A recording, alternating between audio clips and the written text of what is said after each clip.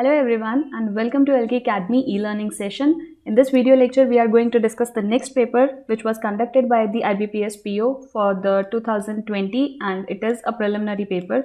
So we are conducting a series where we are discussing all the previous year question paper which are conducted by IBPS as well as which are conducted by the State Bank of India, and we are discussing all the papers of PO as well as clerk. So this is the preliminary examination that was held by the IBPS PO. So we'll discuss all the questions which are of 100 questions which consist of 100 marks. For every correct question you will be awarded with 1 marks and for every incorrect question 1/4 marks will be deducted, right? So like you all know कि जो preliminary का examination होता है उसके अंदर 3 sections आते हैं, English, Quants and Reasoning. तो हम लोग उन सभी को 1 by 1 डिस्कस करते हैं कि आपकी स्ट्रैटेजी रहनी चाहिए, एग्जाम के टूवर्ड्स क्या अप्रोच होनी चाहिए, कौन से क्वेश्चंस को आप स्किप कर सकते हैं एंड कौन से क्वेश्चंस को आपको करना है, किस क्वेश्चन को कितना टाइम देना है, किस क्वेश्चन को पहले रीड करना है एंड देन आंसर करना है. सो वो हम सब 1 by 1 डिस्कस करेंगे. So starting with all the section, but first will discuss the English language. Now you all no कि इंग्लिश के अंदर 30 क्वेश्चंस आते हैं फॉर द 30 मार्क्स एंड जो टाइम ड्यूरेशन है इसके अंदर वो 20 मिनट्स का सेक्शनल टाइमिंग रहता है. So will proceed with the first question. In the given question a word has been printed in bold below the sentences and the alternate to the emboldened word has been given as ABCD which may help to improve the sentence. So you have to choose the correct alternative कि इनमें से 5 given option में से इस bold word की जगह क्या आएगा. अगर ये bold word correct है अपनी जगह पे तो उस केस में आंसर होगा E, that is no replacement required. Alright. Now here the first sentence is, after a deliberate period of inactivity, the Vesuvius erupted with a devastating force in AD 79. Alright, so एक period था जब inactivity थी. So after a deliberate period of inactivity the Vesuvius erupted with the devastating force. Now deliberate की जगह क्या proper word आएगा? Enlarge, मतलब बहुत ही लार्ज, काफ़ी लंबा पीरियड. सो एनलार्ज हम लोग नहीं ले सकते. एक्चुअली पीरियड के लिए हम लोग एनलार्ज नहीं बोलते, ठीक है. एनलार्ज इमेज हो सकती है. फिर आता है essential which is a necessity, यहाँ नहीं बोल सकते. साउंड के लिए हम लोग वर्ड यूज़ करते हैं एम्पलीफाइड. बट जब हम टाइम की बात करते हैं, certain period of an activity, तो उस केस में जो वर्ड आता है वो होता है extended. So the right answer will be after an extended period, मतलब काफ़ी प्रोलॉन्ग, काफ़ी लंबा टाइम, ठीक है. So after an extended period of an activity the Vesuvius erupted with a devastating force in AD 79. So the right answer will be option D. Next question is, the wedding received extensive welcoming in the newspaper. जो wedding थी उसको क्या मिला? It receive an extensive welcoming, काफ़ी praise मिला, ठीक है. तो इसकी जगह क्या क्या ऑप्शंस हो सकते हैं? The wedding receive extensive accounts in the newspaper, no. The wedding receive critic, no. The wedding receive extensive coverage in the newspaper. C, यहाँ पे आपको हिंट मेंशन है. कवरेज क्यों आएगा? बिकॉज न्यूज़पेपर दिया है. तो जब भी हम लोग बात करते हैं न्यूज़पेपर की, ठीक है, या फिर हम लोग बात करते हैं सोशल मीडिया हैंडल्स की, किसी भी मीडिया की, राइट, तो उस केस के अंदर जब भी किसी न्यूज़ की या कोई भी इन्फॉर्मेशन होती है तो वहाँ पे जो प्रॉपर वर्ड आता है वो यूज़ करते हैं कवरेज. नाउ किस सेंटेंस में कौन सा वर्ड प्रॉपर रहना चाहिए, किसे यूज़ करना चाहिए, ये सब आपका इंप्रूव होगा जब आप डेली एक हैबिट डालेंगे एक रीडिंग कॉम्प्रीहेंशन को पढ़ने से. एक पैसेज या एक पैराग्राफ आपको बताएगा कि क्या करेक्ट यूसेज ऑफ वर्ड होना चाहिए, ठीक है. न्यूएंसेस अगर आपको इंप्रूव करने हैं तो डेली एक RC सॉल्व करना ही है, राइट. सो यहाँ पे राइट वर्ड होगा सी, कवरेज. उसके बाद नेक्स्ट क्वेश्चन है, the modern publishing industry is dominated by a small number of large companies that have abundant on more or less the same business model for decades. Alright, तो यहाँ पे क्या दिया गया है? द मॉडर्न पब्लिशिंग इंडस्ट्री, जो new industries है, is dominated, उनको अब किसने कवर कर लिया है? जो small number of large companies है, ठीक है, that have abundant on more or less the same business model for decades. तो कई 10 साल से उन्होंने उसको कवर कर लिया है. सी, वर्ड है frowned, relied, caught and influenced. Influenced नहीं हो सकता है, ठीक है, बिकॉज यहाँ पे क्या दिया गया है कि जो कंपनीज है उन्होंने उसको ओवरटेक जैसा कर लिया. तो इन्फ्लुएंस नहीं आएगा, कॉट भी नहीं आएगा, फ्राउंड भी नहीं आएगा. सिंस यहाँ पे प्रेपोजिशन ऑन का भी यूज हुआ है, so the right word will be relied on, ठीक है, मतलब कि depends on. So the modern publishing industry is dominated by a small number of large companies that have relied on more or less the same business model for decades. So option B जो है वो इसके अंदर right answer होगा. Okay. Next is, e learning has a considerable talent to improve the quality and the effectiveness of the traditional education. So जो भी online sessions होते हैं, जैसे कि एक हमारा ये भी चल रहा है, ठीक है. So e learning has a considerable talent to improve the quality and the effectiveness of the traditional education. Now यहाँ पे लिखा है कि जो ई लर्निंग है वो एक प्लेटफॉर्म है ना, एक ऑनलाइन प्लेटफॉर्म है, तो उसमें टैलेंट की जगह क्या क्या वर्ड यूज होंगे? So potential, future, impact and degree. So e learning has a considerable degree नहीं होगा, e learning has a considerable impact हो सकता है, e learning has a considerable future to improve, ये हम नहीं बता सकते हैं अभी, ठीक है, it's one of the option, but potential या इम्पैक्ट में से कुछ भी आ सकता है. अब दोनों में से जो मोर अप्रोप्रिएट है वो रहेगा पोटेंशियल, बिकॉज ई लर्निंग अभी अभी स्टार्ट हुआ है, मोर प्रिसाइजली कोविड के बाद. So e learning has a considerable potential, but it carry the same amount of potential कि ये एजुकेशन को एक अच्छे लेवल पे लेके जाए. So the right answer will be A, potential. E-learning has a considerable potential to improve the quality and the effectiveness of the traditional education. All right. Next question is read the passage carefully and answer the question that follow. अब आपको इस passage को पढ़ना है and इससे related जो भी questions हैं उनको आंसर करने हैं. सो लाइक आई से कि जब भी आपको रीडिंग कॉम्प्रिहेंशन आंसर करना है, पहले एक बार क्विक गो थ्रू कर लो क्वेश्चंस क्या क्या है. सो काफ़ी बड़ा पैसेज है, बट हम क्वेश्चंस देखते हैं. First one is, according to the passage, why some people are concerned with the ongoing transformation of the economy but by the use of automation and the artificial intelligence. Next is, which of the following can be inferred by holding a higher rank in IT intensity? Next is, which of the following is true with respect to the passage? Next is, which of the following is the reason for flattering in the college premium? Next is, a digital job or a skill means dash. उसके बाद next question है, which of the following word can be used to replace the word value? Which is the most similar word to refined? Which is the most similar word to pace? Next is okay, so यहाँ तक ये questions है. Alright, अब आपको इसको answer करना है. So now we'll go through the reading comprehension first and then we'll answer all the questions. आपको RC को एक ही बार पढ़ना है, एक बार पढ़ते हुए उसको साथ साथ समझना भी है पैरेलली, ठीक है. एंड जिस भी मोड में आप कंफर्टेबल है, वेदर वो गुजराती है या हिंदी है या जो भी लैंग्वेज आपको समझ में आती है, तो मेक श्योर कि RC को साथ साथ कन्वर्ट करते हुए ही पढ़ें, ठीक है. So it's given as, if you are concerned that automation and the artificial intelligence are going to disrupt the economy over the next decade, join the club. ठीक है, तो अगर आप भी इस बात से चिंतित है कि जो भी आर्टिफिशियल इंटेलिजेंस है या जो भी है तो वो हमारी इकोनॉमी को आने वाले 10 साल में खराब करेगी, but you are also the part of it. Okay, but while the policymakers and the academics agree that there will be significant disruption, they differ about its impact. On one hand, the techno-pessimists argue that the new forms of automation will displace most jobs without creating the new ones. In other words, most of us will lose our jobs. On the flip side of the debate, the techno-optimists contend that continued investment in the education and research and the development will offset the job losses and generate many new human tasks that complement the artificial intelligence. तो यहाँ पे क्या बात करी गई है कि जो आने वाले टाइम में टेक्नोलॉजी है उसके दोनों इफेक्ट है, पॉजिटिव भी एंड नेगेटिव भी. तो जो पेसिमिस्ट है, पेसिमिस्ट कौन होते हैं? जो नेगेटिव सोचते हैं, एंड जो ऑप्टिमिस्ट है मतलब कि जो पॉजिटिव थिंकिंग रखते हैं. सो पेसिमिस्ट कहते हैं कि अगर ये आर्टिफिशियल इंटेलिजेंस या फिर ऑटोमेशन अब आने लग गया, आने वाले 10 साल में सब कुछ अगर मशीन रिलेटेड ही होने लगा तो काफ़ी सारी जॉब लॉस होगी एंड काफ़ी कुछ नुकसान है. जबकि ऑप्टिमिस्ट कहते हैं कि ये हमारे एजुकेशन के लिए एंड रिसर्च के लिए बहुत इंपॉर्टेंट है, इनफैक्ट इसके साथ साथ हम आर्टिफिशियल इंटेलिजेंस को कॉम्प्लीमेंट कर पाएंगे. So researchers have been studying the job that involve the digital skill for years to try to understand their merit, but why does it really mean for a job or a skill to be digital? पर उसके लिए digital होना क्यों important है? In earlier research, all it meant was that a worker used a computer, since nearly all the workers use a PC today. So we need a more refined definition of digital skill that takes into account how much a job depends on doing the things like programming, crunching data in Excel spreadsheet, and even using a smartphone. So in a particular research, a new way has created to measure the digital or the information technology skill in the labor market based on how frequently they are used in an occupation. For example, how much time does a financial advisor spend analyzing the data and an event planner use a computer? तो अब पहले जो person जितना use करते थे इन digital networks को या gadgets को, अब कितना यूज़ करते हैं उसका कंपैरिजन है. Alright, so it was found that the worker in the occupation that rank higher in the IT industry earn more than demographically similarly peers in other occupation. तो ऐसा रिजल्ट आया कि वो लोग जो कि IT इंडस्ट्री में काम करते हैं, दैट इज जो कि रेगुलरली कंप्यूटर्स का यूज़ करते हैं, वो ज़्यादा कमाते हैं. ठीक है, and that this earning gap has been growing and ये बढ़ता जा रहा है. Not only that it was found something interesting on the impact of a college degree on the lifetime earning of a person in the IT industry. Historically, the workers with a college degree have earned a lot more than the peers without one. Even the level of the college makes a difference. So recent research has shown that this is so-called college premium has been flattening.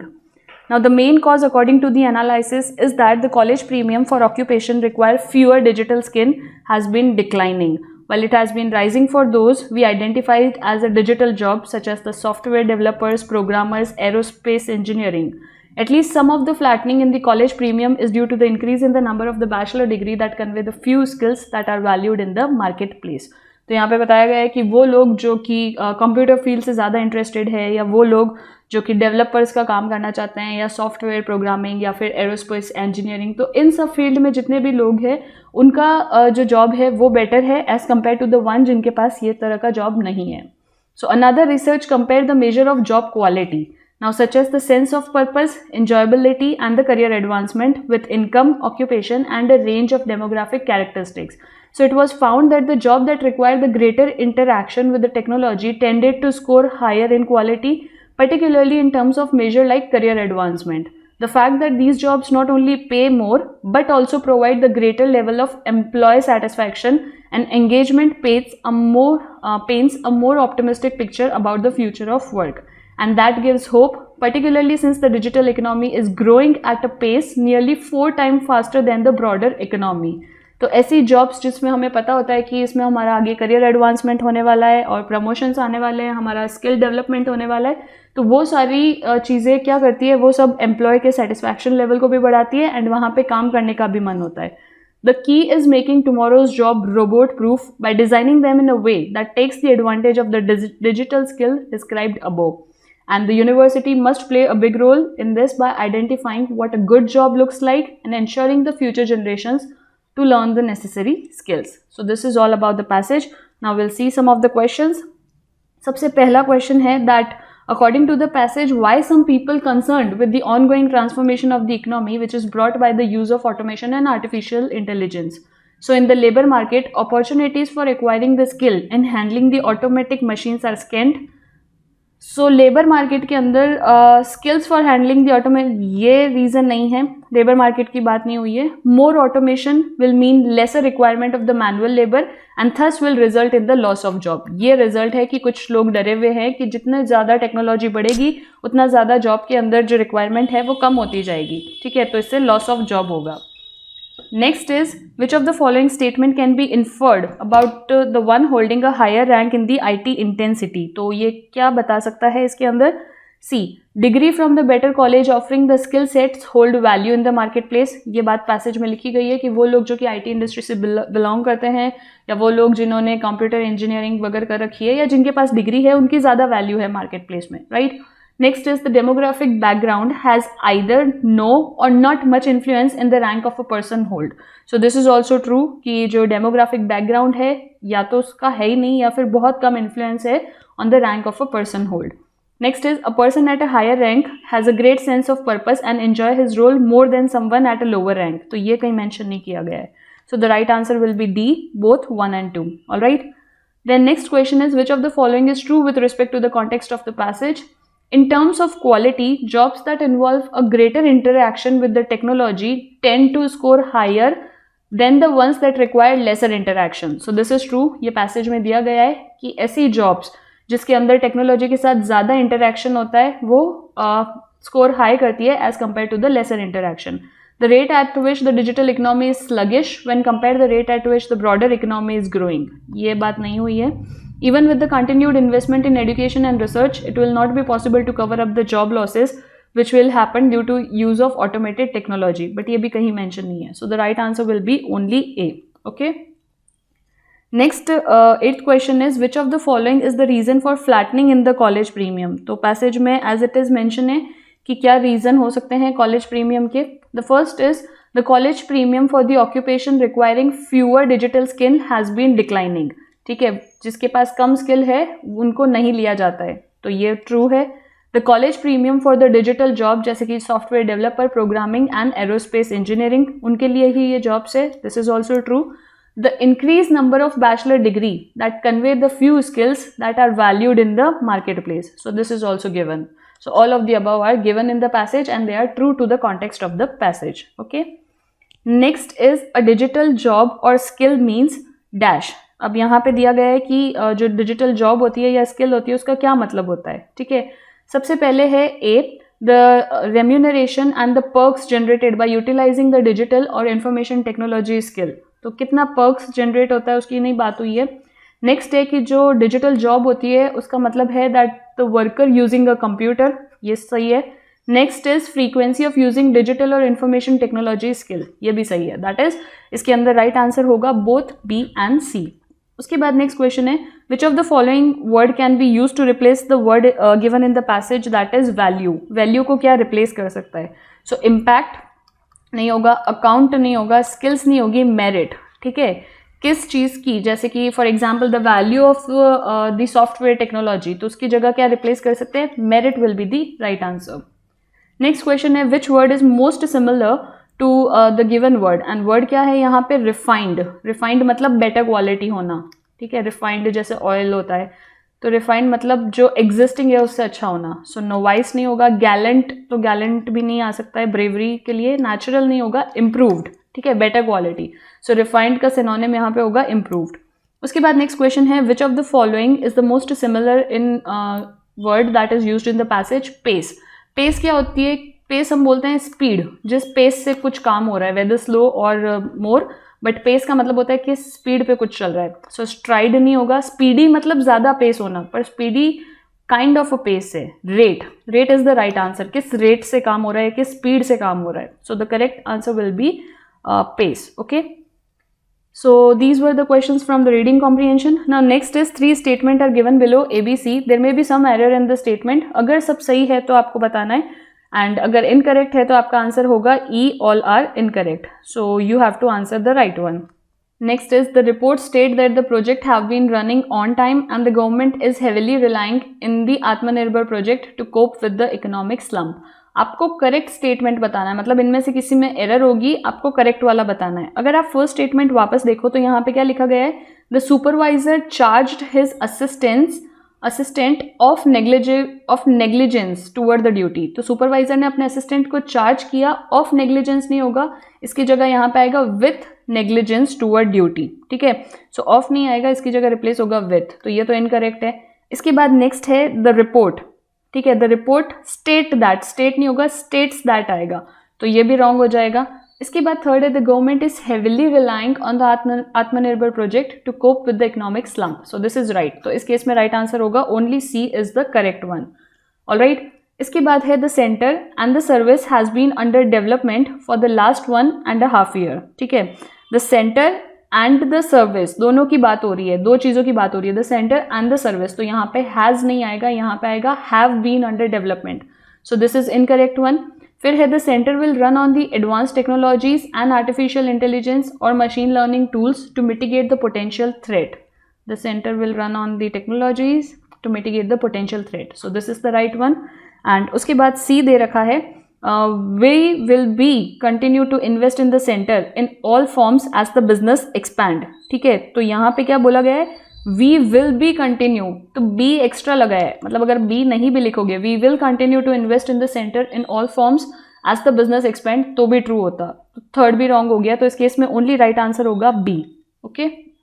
Next है the minister took the full responsibility. The minister took the full responsibility on the disaster and he and resigned. So the minister took the full responsibility on the disaster नहीं होगा, disaster के ऊपर responsibility नहीं ली है, इसकी जगह हम लोग preposition use करेंगे for. So the minister took the full responsibility for the disaster and resigned.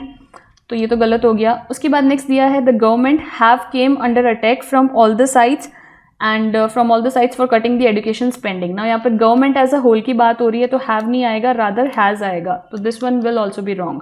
So the government has come under attack from all the sides for cutting the education spending. Third है the Republicans are relying. ठीक है. Are ही आएगा क्योंकि सारे ही Republicans की बात हो रही है.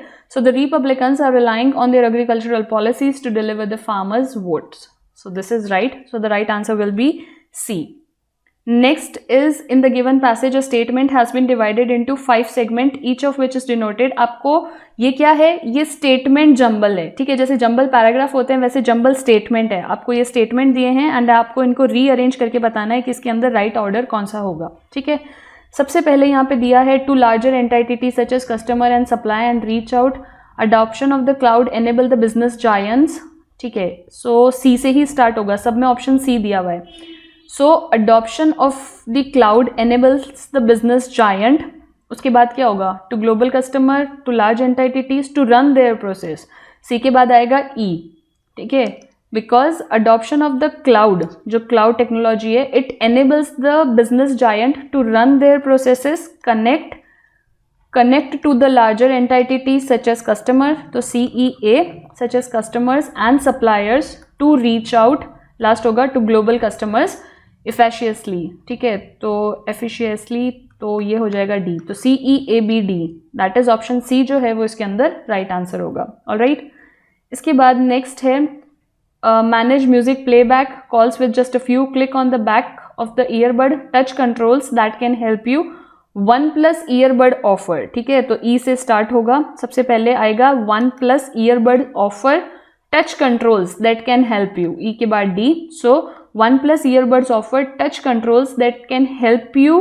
उसके बाद क्या आएगा, manage the music playback and calls, A के बाद B, with just a few clicks on the back of the earbud. So बहुत ही ऑब्वियस था, ED ABC. ऑलराइट, इसके बाद नेक्स्ट दिया गया है to localize in the vicinity of the cancerous site, vicinity मतलब नियर बाय एरिया में, to study the highlighted by the maneuvering nanomotors inside a way of targeting the cancer cells, a tumor and waiting for them. ठीक है, सभी B से start हो रहे हैं. so the study highlighted.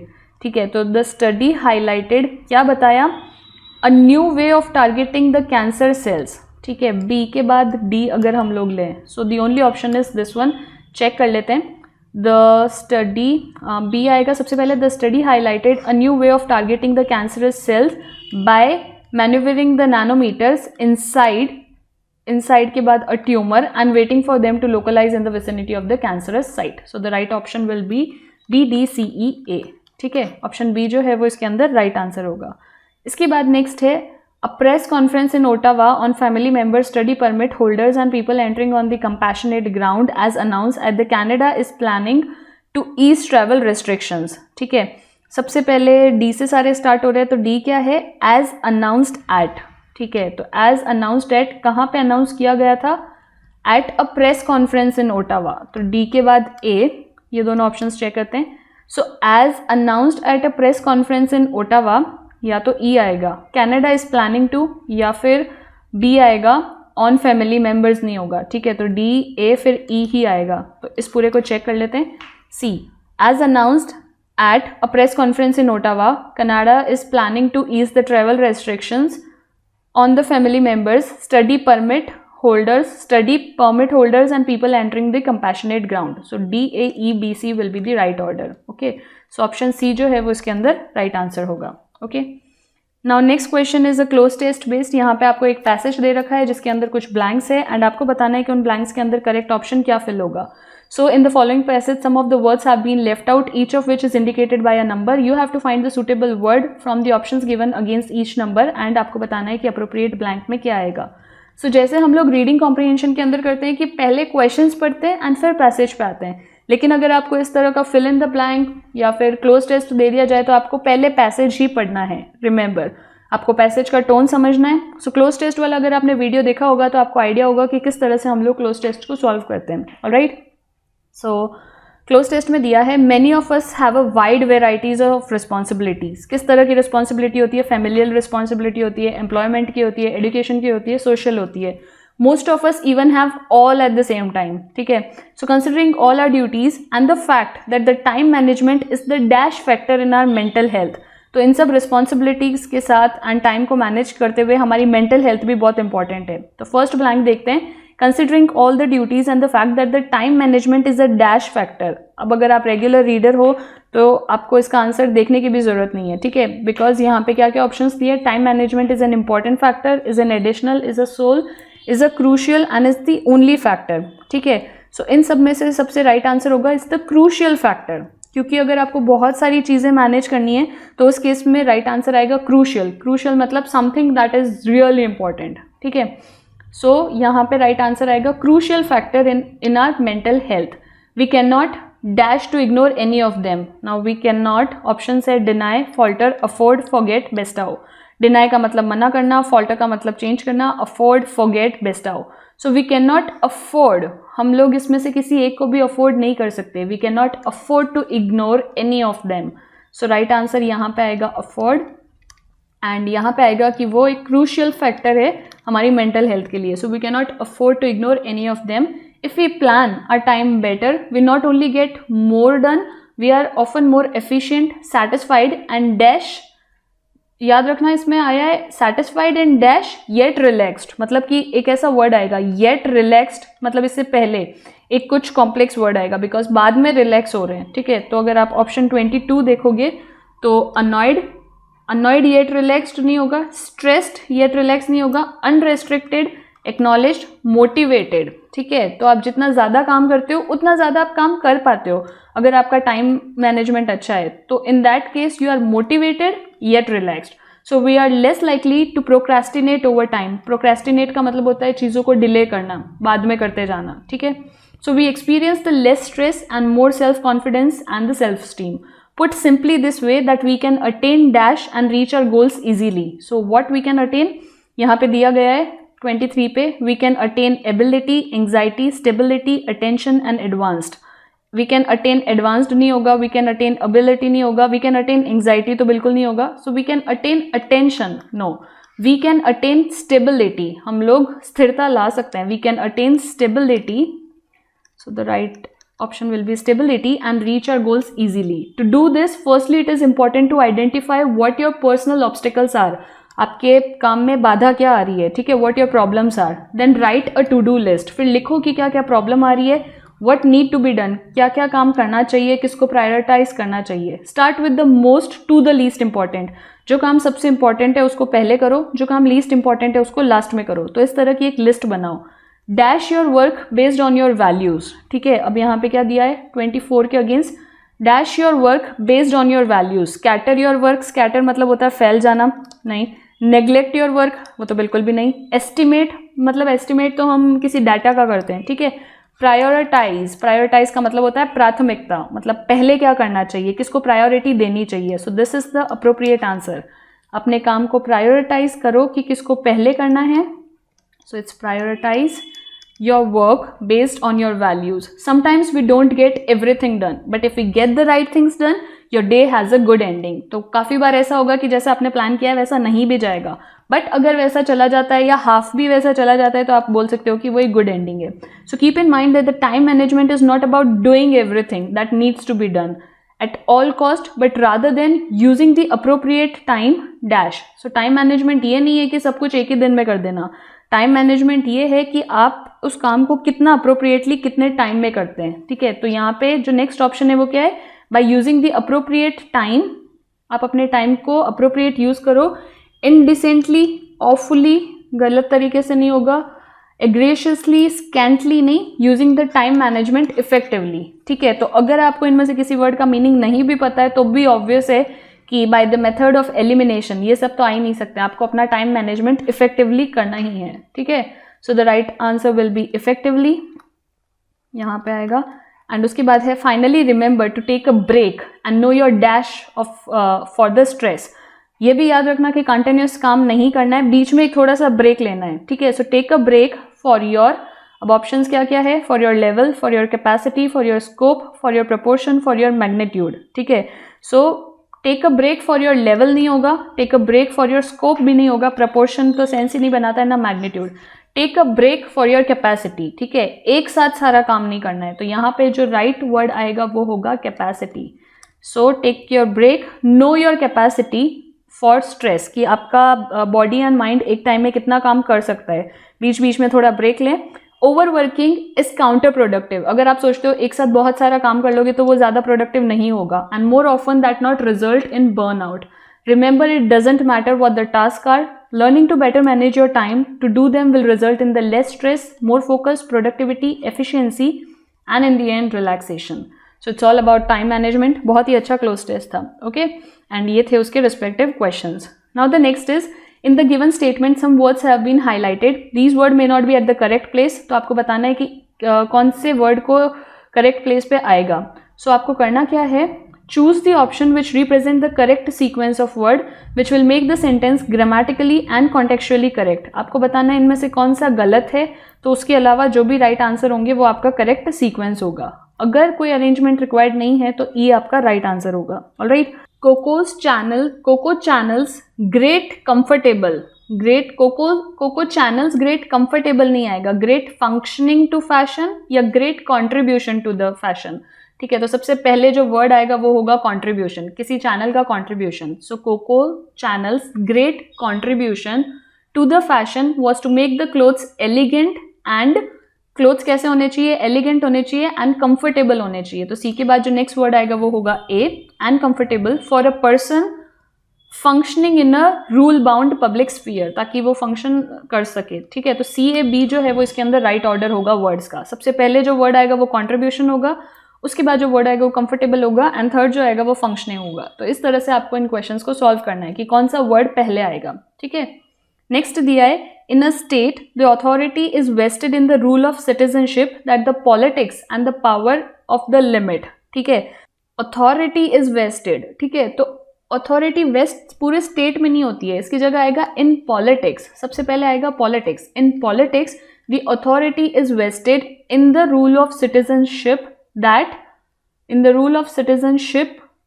that state नहीं आएगा, that limit the power. ठीक है, बी के बाद आएगा सी, that limits the power of the state होगा. ठीक है, तो बी सी ए जो है दैट इज ऑप्शन डी जो है वो इसके अंदर राइट आंसर होगा. कि पॉलिटिक्स के अंदर क्या होती है, जो अथॉरिटी होती है वहां पे रूल ऑफ सिटीजनशिप होता है जो कि लिमिट कर देता है पावर ऑफ द स्टेट को. ओके, नेक्स्ट क्वेश्चन है regular exercise can help boost stress level, lead your chances of appetite control and reduce to significant weight loss. ठीक है, सो यहाँ पे देखो सबसे पहले क्या दिया है, regular exercise can help boost the stress level. आपको अपना स्ट्रेस लेवल बूस्ट नहीं करना है, उसको कम करना है. तो सबसे पहले राइट आंसर आएगा C, regular exercise can reduce your stress level. ठीक है, सबसे पहले आएगा सी.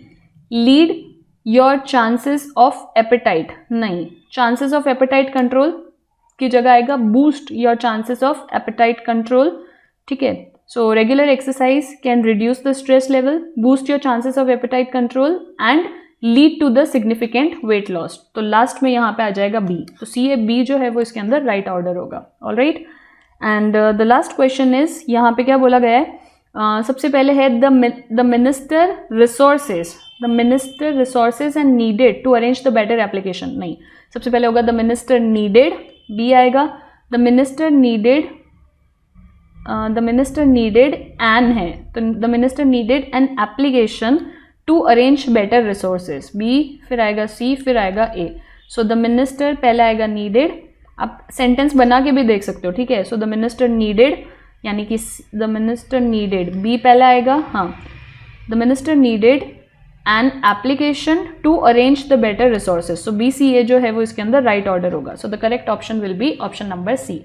So these were the 30 questions that were asked in the IBPS PO preliminary examination. बहुत ही easy इंग्लिश का पेपर था, बहुत doable थे सारे questions, हार्डली कुछ स्किप कर सकते थे. तो इसके अंदर गुड अटेम्प्ट्स 27 से 28 रहने चाहिए आपके इंग्लिश के अंदर. Alright, now moving on to the next section which is of quants. तो क्वांटिटेटिव एप्टीट्यूड के अंदर like you all know 35 questions होते हैं फॉर द 35 मार्क्स, एंड जो टाइम ड्यूरेशन इसके अंदर होता है वो 20 मिनट्स का सेक्शनल टाइम रहता है. ठीक है, तो हम लोग क्वांट्स के क्वेश्चंस को देखते हैं कैसे आपको वन बाय वन सॉल्व करना है. Starting with the first question, यहाँ पे आपको अप्रॉक्सीमेट वैल्यू कैलकुलेट करनी है. कैसे करोगे, इसको 468 ले लो प्लस दिस इज व्हाट, इसको 80/5 is equals to x square ले लो. So this will be what 3016. 468 plus 16 अगर यहाँ पे आप करोगे सो दिस इज व्हाट 814, ये हो जाएगा 7574 के आसपास आएगा. ठीक है, अब अगर आप 474 के आसपास आएगा. अब अगर आप इसका स्क्वायर लेते हो सो ये वैल्यू कितनी हो जाएगी, सी 21 का अगर आपको स्क्वायर पता हो तो होता है 441, 22 का होता है 484. तो अप्रॉक्सीमेटली ये 22 के इक्वल आएगी. ओके, इसके बाद नेक्स्ट दे रखा है 49.99. तो उसको हम लोग 50% ले लेते हैं of 6400 and this value is divided by what 1000. ठीक है, सो ये 20 से ये 20 कैंसिल हो जाएंगे. फिर ये कितना हो जाएगा 3200 डिवाइडेड बाय यहाँ वैल्यू आ जाएगी 1000, 2 0 कैंसिल हो जाएंगे, ये वैल्यू बन जाएगी 3.2। सो ऑप्शन ई इसके अंदर राइट आंसर होगा। नेक्स्ट यहाँ पे दिया है x divided by 3 plus 800 into 9 is equal to what. ठीक है, पहले तो ये हो जाएगा 72, तो x plus 7200 by 3 is equals to आपको फाइंड आउट करना है। ओके, यहाँ पे दे रखा है इज इक्वल्स टू 9119, यानी 9200 हम लोग इसको ले सकते हैं। सो अगर यहाँ पे एलसीएम लेंगे so this will be what, x plus 21600 is equals to 006 and यहाँ हो जाएगा 27। तो x की क्या वैल्यू होगी, 21600, इसमें से माइनस कर दो, सो 000 एंड यहाँ आ जाएगा 6000 के आसपास। सो ऑप्शन ए इसके अंदर राइट आंसर होगा। इसके बाद नेक्स्ट यहाँ पे आपको दे रखा है 1110 प्लस इसको 90 ले लेते हैं, डिवाइडेड बाय कुछ x आएगा, तो ये कितना हो जाएगा 1200 डिवाइडेड बाय x माइनस √15, √16 ले लेंगे तो 4 होगा, इज इक्वल्स टू 15.9, इसको 16 ले लेते हैं। ठीक है, सो अगर हम लोग इसको सॉल्व करेंगे दिस इज व्हाट 1200 यहाँ पे आएगा minus of 4x is equals to 16x हम यहाँ पे कर सकते हैं, या फिर 1200 इज इक्वल्स टू 20x कर दें, तो x की क्या वैल्यू हो जाएगी, यहाँ से आएगी दिस वैल्यू विल बी 60 के आसपास। सो अगेन इसके अंदर भी जो ऑप्शन ए है वो इसका राइट आंसर होगा। ऑलराइट, एंड यहाँ पे क्या क्वेश्चन दे रखा है, x इंटू 350 डिवाइडेड बाय 3.99 मतलब 4 ले लेते हैं, 4 का स्क्वायर होता है 16 is equals to 983 divided by 14। So on solving this ये क्या हो रहा है, मल्टीप्लाई करना है हमें। ठीक है, तो 16 है, 2 से अगर इसको कैंसिल करते हैं सो दिस विल बी 1, 15 2 7 14 एंड 10 2 5 10 2 8 16 यहाँ पे ले सकते हैं। सिमिलरली अगर इसको किससे 7 से कैंसिल करें, 7 1 is 7 28, 7 4 is 28, ये नहीं कैंसिल होगा। देन अगर हम लोग इसको सी यहाँ पे ये है 350 डिवाइडेड बाय 4 स्क्वायर, यहाँ पे अगर 15 लेते हैं अप्रॉक्सीमेट वैल्यू के लिए, एंड ये 9 8 है, सो अगर यहाँ पे 2 लेते हैं सो 10 19 9 8 अगर हम सी ये इसको ऐसा डिवाइड करना है कि 14 से डिविजिबल हो जाए, सो क्या वैल्यू आएगी, 7 1 is 7 28, 7 4 is 28 एंड यहाँ पे 7 ले लेते हैं। ठीक है, अगर 9 8 7 लेंगे so this will B divided by 14। तो अब अगर इसको अप्रॉक्सीमेटली सॉल्व करें तो ये 70 होगा, ये वैल्यू 3 के आसपास आएगी। इसको अगर हम लोग सॉल्व करें सो this will be around 141 and ये वैल्यू आएगी 2, दैट इज इसको हम लोग 70 मान सकते हैं एंड देन 70 एंड 70 दोनों एंड से कैंसिल हो जाएंगे, तो x की जो वैल्यू है वो अप्रॉक्सीमेटली इक्वल टू 3 के आसपास कुछ आएगी। सो ऑप्शन डी जो है दैट इज 3.2 जो है वो इसके अंदर राइट आंसर होगा। Okay, now the next questions are from the number series, missing number series है, आपको बताना है कि क्वेश्चन मार्क की जगह क्या आएगा। ऑलराइट, क्या दे रखा है, 42 है, 67 है, 116 है, 406 दे रखा है, देन यहाँ पे जो डिफरेंस है वो 695 का आ रहा है। अगर आप ये डिफरेंस लोगे सो ये 25 का है, यहाँ पे डिफरेंस लोगे तो this is what difference of 49 का आ रहा है। ठीक है, फिर आपको 116 के बाद बताना है क्या आएगा, बट अगर आप यहाँ पे डिफरेंस लोगे दैट इज 695 माइनस 406 करोगे तो ये कितना हो जाएगा 98, ओके, ये 289 होगा। तो इफ़ यूल ऑब्जर्व दिस, ये 5 का स्क्वायर आ रहा है, ये 7 का स्क्वायर आ रहा है।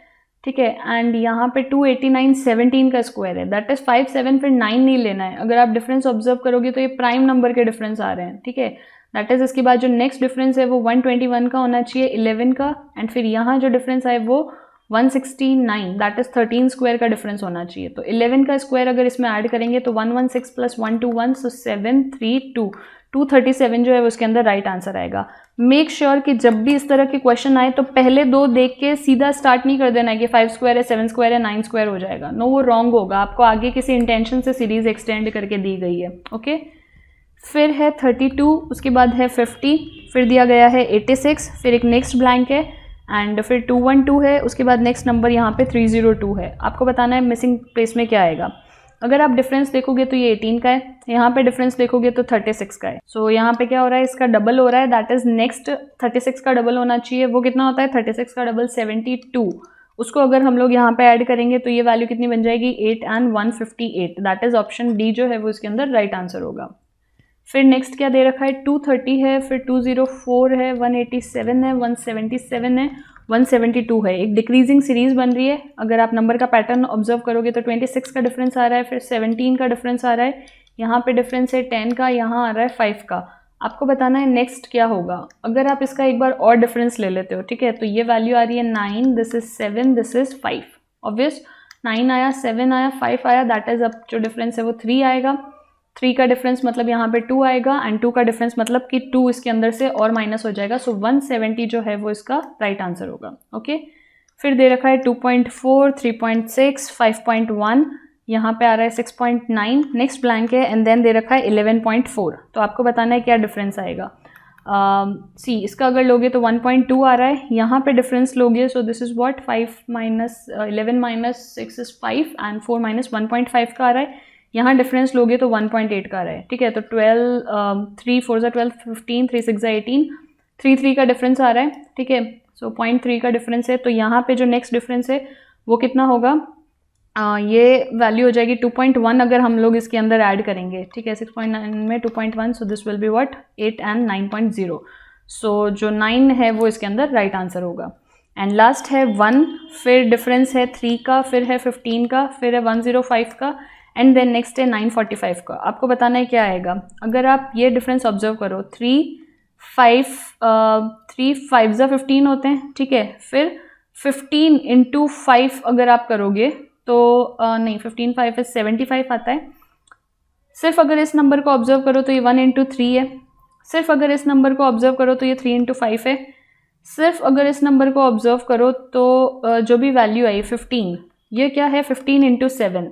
अब ये वाला नंबर क्या हो जाएगा 105 इंटू 9, 9 5 45, हाँ 945। तो क्या हो रहा है कि जो नंबर है उसके साथ नेक्स्ट ऑड नंबर मल्टीप्लाई हो रहा है, दैट इज यहाँ पे तो क्या होगा जो नंबर है उसके बाद नेक्स्ट ऑड नंबर तो वो 1 ही रहेगा। सो ये वैल्यू आ जाएगी 1। सो इस केस में राइट आंसर होगा D1। ओके, तो आपको नंबर सीरीज के अंदर ये ध्यान रखना है कि वेदर वो डिक्रीज हो रही है या फिर इंक्रीज हो रही है या फिर वो मिसिंग नंबर की सीरीज है, ठीक है। आपको मल्टीप्लाई करना है, कब डबल डिफरेंस लेना है, तो इन सारी चीज़ों का ध्यान रखना है। अदरवाइज ये सारे ही क्वेश्चंस जो 5 के 5 क्वेश्चन थे इस सीरीज के, ये सभी डुएबल थे। Okay, now the first question here is what is the ratio of the number of animals in zoo A in the year 2001 and 2005 together. A कौन सा है, ब्लू वाला, तो उसके अंदर एनिमल्स का ratio for the year 1 that is 240 and in the year 2005 उसमें blue वाला कौन सा है 320। तो ये कितना हो जाएगा 560। दिस इज टू हमें निकालना है the number of animals in the zoo B for the year 2003 and 7। B कौन सा है, ग्रीन वाला। For the 2000 year 3 is 160 and for the 2007 it is what 320। तो ये रेशियो कितना आ जाएगा 480।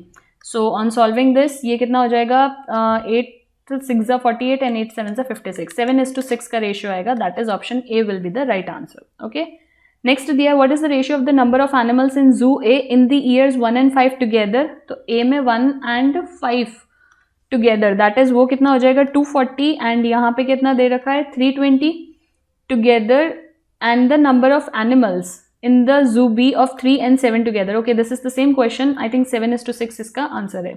नेक्स्ट क्वेश्चन है what is the sum of the differences of the number of animal in the zoo A and zoo B in the years 1 3 and 5।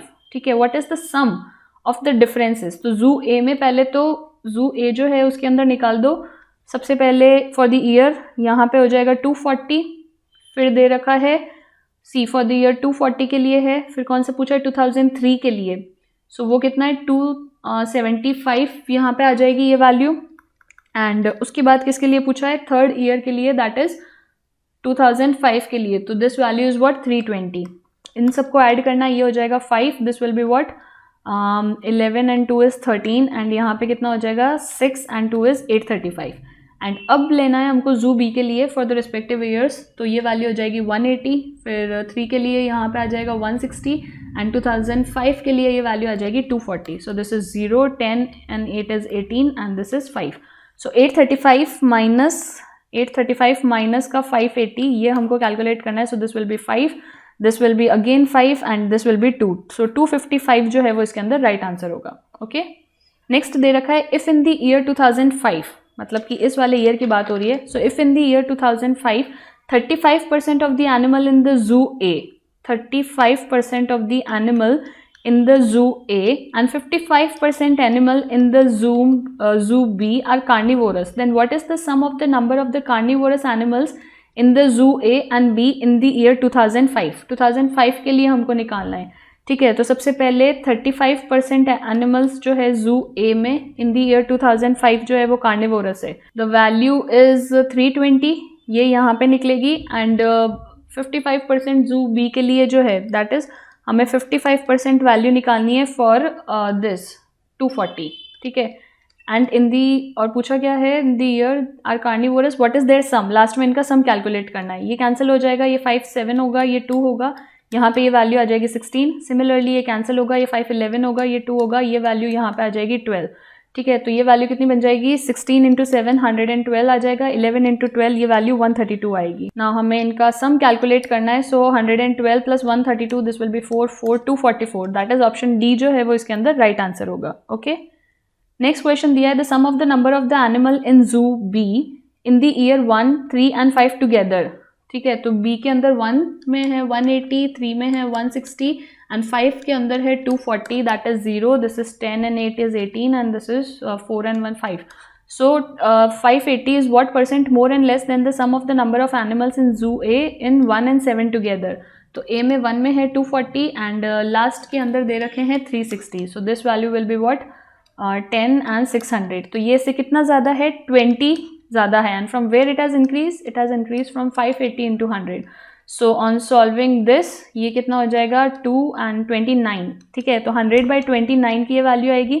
इसको अगर हम लोग further solve करेंगे तो ये कितना बन जाएगा 100/29 दैट इज अप्रॉक्सीमेटली ये 3 के आसपास आएगा. सो 3 1/3 जो है वो इसके अंदर राइट आंसर होगा. ऑलराइट, फिर नेक्स्ट क्वेश्चन दे रखा है that if the number of the animals in the zoo B in the year 2009 जो कि नहीं पता है अभी तक is 25% more than the number of animals in the 2007. तो बी के अंदर 2007 से 25% ज़्यादा है. ठीक है, 25% क्या होता है 1/4 होता है. तो जो 2007 है उसके अंदर जो 2009 है उसके अंदर 25% ज़्यादा है. दैट इज़ अगर यहाँ पे 4 होंगे तो ये वैल्यू 5 होगी. एंड हमें 4 की वैल्यू दे रखी है 320. दैट इज़ 1 की वैल्यू कितनी आ जाएगी डिवाइड बाय 4. सो 1 की वैल्यू यहाँ पे हो जाएगी 80. तो 5 की वैल्यू कितनी हो जाएगी 5 8 40. ठीक है, तो 400. अब पूछा then what is the average number of animals in the zoo B in the year 5 7 and 9. तो जूम बी के अंदर 5 में कितने हैं 240, 7 के अंदर कितने हैं 320 एंड 9 के अंदर कितना है 400. इनको ऐड कर देते हैं. सो this is 6. This is what 6 and 3 is 960 divided by 3. So this will be 320 is the average. So option B जो है वो इसके अंदर right answer होगा. Okay. So partnership का question है. दो business है A and B ने एक partnership में business start किया. The ratio between the investment A ने कुछ 5 जितना invest किया, B ने 4 जितना किया. A ने 12 months तक invest किया and at the end of the year the ratio of the profit was इतना. तो बी ने कितने टाइम इन्वेस्ट किया वो हमको निकालना है. इसका जो रेशियो है वो वैल्यू कितनी आ गई 15 एंड ये वैल्यू कितनी आ गई 8. सो होता क्या है 12 5 60 divided by 4x is equals to यहाँ पे ये वैल्यू दे रखी है 15:8. इसको सॉल्व करेंगे तो ये वैल्यू हो जाएगी 480 is equals to 60x. On further solving this is what 6 8 48. तो यहाँ से हमको x की वैल्यू मिल गई दैट इज 8 मंथ. तो b ने कितना इन्वेस्ट किया होगा b ने इन्वेस्ट किया होगा फॉर 8 मंथ्स. ओके, नेक्स्ट दे रखा है A and B can together do a piece of work in 12 days. A plus B किसी काम को एक साथ 12 दिन में करते हैं. ठीक है, A and C together can do the same work in 15 days. फिर दिया है if B and C together can do the same work in 20 days then in how many days A B and C सब एक साथ इस काम को कितने दिन में कंप्लीट कर लेंगे. सो अगर इन सब की एफिशिएंसी ली जाए तो टोटल एफिशिएंसी यहाँ पे क्या आ जाएगी 60. तो A एंड B की एफिशिएंसी A प्लस B की टोटल एफिशिएंसी हो जाएगी 5. सिमिलरली 15 4 60 होते हैं. तो A प्लस C की एफिशिएंसी हो जाएगी यहाँ पे 4 and 20 that is B plus C की टोटल एफिशिएंसी हो जाएगी यहाँ पे 3. हमें ये बताना है कि A B एंड C जो है टुगेदर कितने दिन में काम खत्म करते हैं. इन how many days together they can complete the same work. ठीक है, तो टोटल एफिशिएंसी यहाँ पे कितनी दी गई है C. A की एफिशिएंसी है 5, B की एफिशिएंसी है 4 एंड इसकी एफिशिएंसी है 3. रिमेंबर ये 2 टाइम्स आएगा. अगर आप इन सबको ऐड करते हो तो ट्वाइस ऑफ मतलब C. अगर आप इन सबको ऐड करते हो तो क्या होगा A plus B plus A plus C plus B plus C. That is इसको अगर सॉल्व करोगे तो 2 times of A plus B plus C आएगा. तो ये टोटल एफिशिएंसी हुई. इसको सॉल्व करेंगे तो ये वैल्यू कितनी आ जाएगी A plus B plus C की अगर सिर्फ वैल्यू निकालेंगे तो वो कितनी होगी 5 + 4 9 + 3 12 डिवाइड बाई 2 दैट इज ये आ जाएगी 6. टोटल वर्क कितना है 60. सब एक साथ अगर मिलके करेंगे तो 6 डेज में, तो टोटल वर्क कितने दिन में कंप्लीट हो जाएगा? 10 डेज में। So the right answer will be option C. इसके बाद नेक्स्ट दे रखा है 4 year hence the ratio of A and B will be 5:7। A B 4 year hence and B B 4 year hence, ये रेशियो हो जाएगा 5:7। 6 ईयर्स हेंस, और अगर इनको 6 ईयर्स हेंस कर दो तो इनका रेशियो हो जाएगा 11:15। तो इनकी प्रेजेंट वैल्यू निकालनी है। 2 इक्वेशन है, 2 अननोन है, सॉल्व कर सकते हो। ठीक है, कैसे करेंगे? क्रॉस मल्टीप्लाई कर दो। फर्स्ट इक्वेशन हो जाएगी 7a plus 28 is equals to 5b plus 20, and a and b एक साथ रख देते हैं तो 7a minus 5b is equals to, अगर ये इधर जाएगा तो ये बन जाएगा -8। ऑलराइट, इस इक्वेशन को सॉल्व करेंगे तो क्या आएगा? 15a plus 15 6 is 90 is equals to 11d plus यहाँ पे आ जाएगा 66, और सॉल्व करेंगे तो क्या बनेगा? 15a minus of 11b is equals to, ये इधर जाएगा तो क्या वैल्यू आ जाएगी? 470, 24। ठीक है, माइनस का 24। नाउ 15a है, 7a है, यहाँ पे इस इक्वेशन को हम लोग 11 से मल्टीप्लाई कर देते हैं तो ये इक्वेशन क्या बन जाएगी? 77a minus of 55b is equals to minus of 88। इस इक्वेशन को अगर हम लोग 5 से मल्टीप्लाई कर दे तो ये क्या होगा? 15 5 is 75a minus of 11 5 is 55b is equals to 24 5 is minus of 120। So on solving this, ये माइनस होगा, ये प्लस होगा, ये माइनस प्लस हो जाएगा, ये कैंसिल हो जाएंगे। ये वैल्यू कितनी आएगी? 2a is equals to this will be what? 90। सो ये वैल्यू आ जाएगी 32। ठीक है, या फिर हम लोग बोल सकते हैं a की वैल्यू आ जाएगी 16 ईयर्स, एंड किसी भी एक इक्वेशन में a की वैल्यू पुट कर दो। ठीक है, तो यहाँ पे अगर हम लोग पुट करते हैं तो this is what? 15 into 16 minus of 11b is equals to minus of 24। इसको सॉल्व करेंगे तो ये कितना होगा? 225 प्लस 15, दैट इज ये हो जाएगा 0 to 40, and 240 plus 24 is equals to 11b आएगा। 264 इज इक्वल्स टू 11b, या फिर b की वैल्यू क्या हो जाएगी? 264 divided by 11, so this will B 24। तो a आ जाएगा 16 ईयर एंड b आ जाएगा 24 ईयर। सो ऑप्शन b जो है वो आपका राइट आंसर होगा। ओके, नेक्स्ट क्वेश्चन दे रखा है running at a speed of 3 kilometre per our person reaches इस डेस्टिनेशन 10 मिनट्स लेट। ठीक है, अगर कोई पर्सन 3 किलोमीटर पर आवर की स्पीड से जाता है, मान लो एक टाइम है, तो वो उससे 10 मिनट लेट पहुंचता है। ठीक है, फिर दिया गया है 10 minute late then the usual time if we increase his speed by 1 kilometre per hour. ठीक है, दैट इज अगर 4 की स्पीड से जाता है। ये कब चल रहा है? जब 3 किलोमीटर की स्पीड से जा रहा है, लेकिन अगर 4 की स्पीड से जाएगा then he reaches his destination 15 minute earlier, तो 15 मिनट पहले पहुंच जाता है। कब? जब वो 4 किलोमीटर पर आवर की स्पीड से चलता है। Find the distance to the destination, हमको डिस्टेंस निकालना है कितना होगा। ठीक है, नाउ सी, यहाँ पे हमको क्या है? स्पीड का रेशियो दे रखा है। स्पीड कितनी गिवन है? 3, ये वैल्यू है 3, ये वैल्यू है 4, तो टाइम का रेशियो मिल जाएगा बिकॉज दोनों इन्वर्सली प्रोपोर्शनल होते हैं, तो हम टाइम ले सकते हैं 4:3। नाउ सी, ये जो डिफरेंस आ रहा है दैट इज 1 ईयर का जो डिफरेंस है, दैट इज सी, स्पीड अगर 3:4 है तो टाइम 4:3 होगा। हाँ, तो ये जो 1 आवर का डिफरेंस आ रहा है ये कितने के बराबर आ रहा है? ये है -15, ये है 10, तो ओवरऑल ये डिस्टेंस कितना हो गया? 15 + 10 दैट इज 25।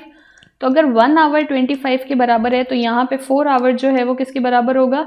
4 × 25 दैट इज 100 के बराबर आ जाएगा। एंड हमसे क्या पूछा है यहाँ पे? Find the distance to his destination. तो डेस्टिनेशन तक का क्या डिस्टेंस होगा? डिस्टेंस क्या होता है? Speed into time. तो यहाँ पे टोटल जो स्पीड है वो होगी 4 की। ठीक है, प्लस उसमें 25 और आएगा दैट इज 125/100। तो ये डिस्टेंस कितना हो जाएगा? 4 × 1.25। इसको सॉल्व करेंगे तो टोटल डिस्टेंस आ जाएगा 5 किलोमीटर। ओके, नेक्स्ट दे रखा है a person invest an amount on simple interest. ठीक है, एक पर्सन है जो कि सिंपल इंटरेस्ट के अंदर इन्वेस्ट करता है। आफ्टर 8 ईयर ही गेट 16% इंटरेस्ट। 8 साल के बाद उसको उस पर 16% का इंटरेस्ट मिलता है। If he invest the same sum for 4 year, अगर वो उसको 4 साल के लिए करता then he get 9600 as interest, तो उस केस में 9600 इंटरेस्ट मिलता। तो सम क्या होगा? सबसे पहले तो देखो, अगर 8 ईयर के लिए इन्वेस्ट करता है तो 16% इंटरेस्ट आता है, दैट इज अगर 1 ईयर के लिए इन्वेस्ट करेगा तो 2% इंटरेस्ट आएगा। इसी केस में अगर 4 साल के लिए इन्वेस्ट करेगा तो सीधी सी बात है कि 8% इंटरेस्ट आएगा। अब यहाँ पे दे रखा है कि 4 साल के लिए जब इन्वेस्ट करता है तब जो इंटरेस्ट की वैल्यू है वो है 9600 एंड जो इंटरेस्ट का परसेंट है वो है 8%। सिंपली 8% का मतलब होता है 9600, तो यहाँ पे 1% कितना हो जाएगा? 9600/8, सो दिस इज 1 एंड 16 1200 हो जाएंगे। तो टोटल जो 100% है प्रिंसिपल वो वैल्यू कितनी आ जाएगी? 12000। एंड हमसे क्या पूछा है? द सम, मतलब वही प्रिंसिपल पूछा है, तो ये वैल्यू कितनी होगी? Will be this is 1,20,000। ठीक है, तो none of the above will be the right answer. Okay. Next question है जहाँ पे आपको x and y that is quadratic equation को सॉल्व करना है। सबसे पहले दिया है x cube is equals to 125, simple x equals to 5 आ जाएगा, y cube is equals to 8 तो y इज इक्वल्स टू 2 आ जाएगा। रिमेंबर जब भी ऑड पावर होती है तब सिर्फ एक ही साइन आता है, दैट इज पॉजिटिव। देख के पता चल रहा है x is greater then y।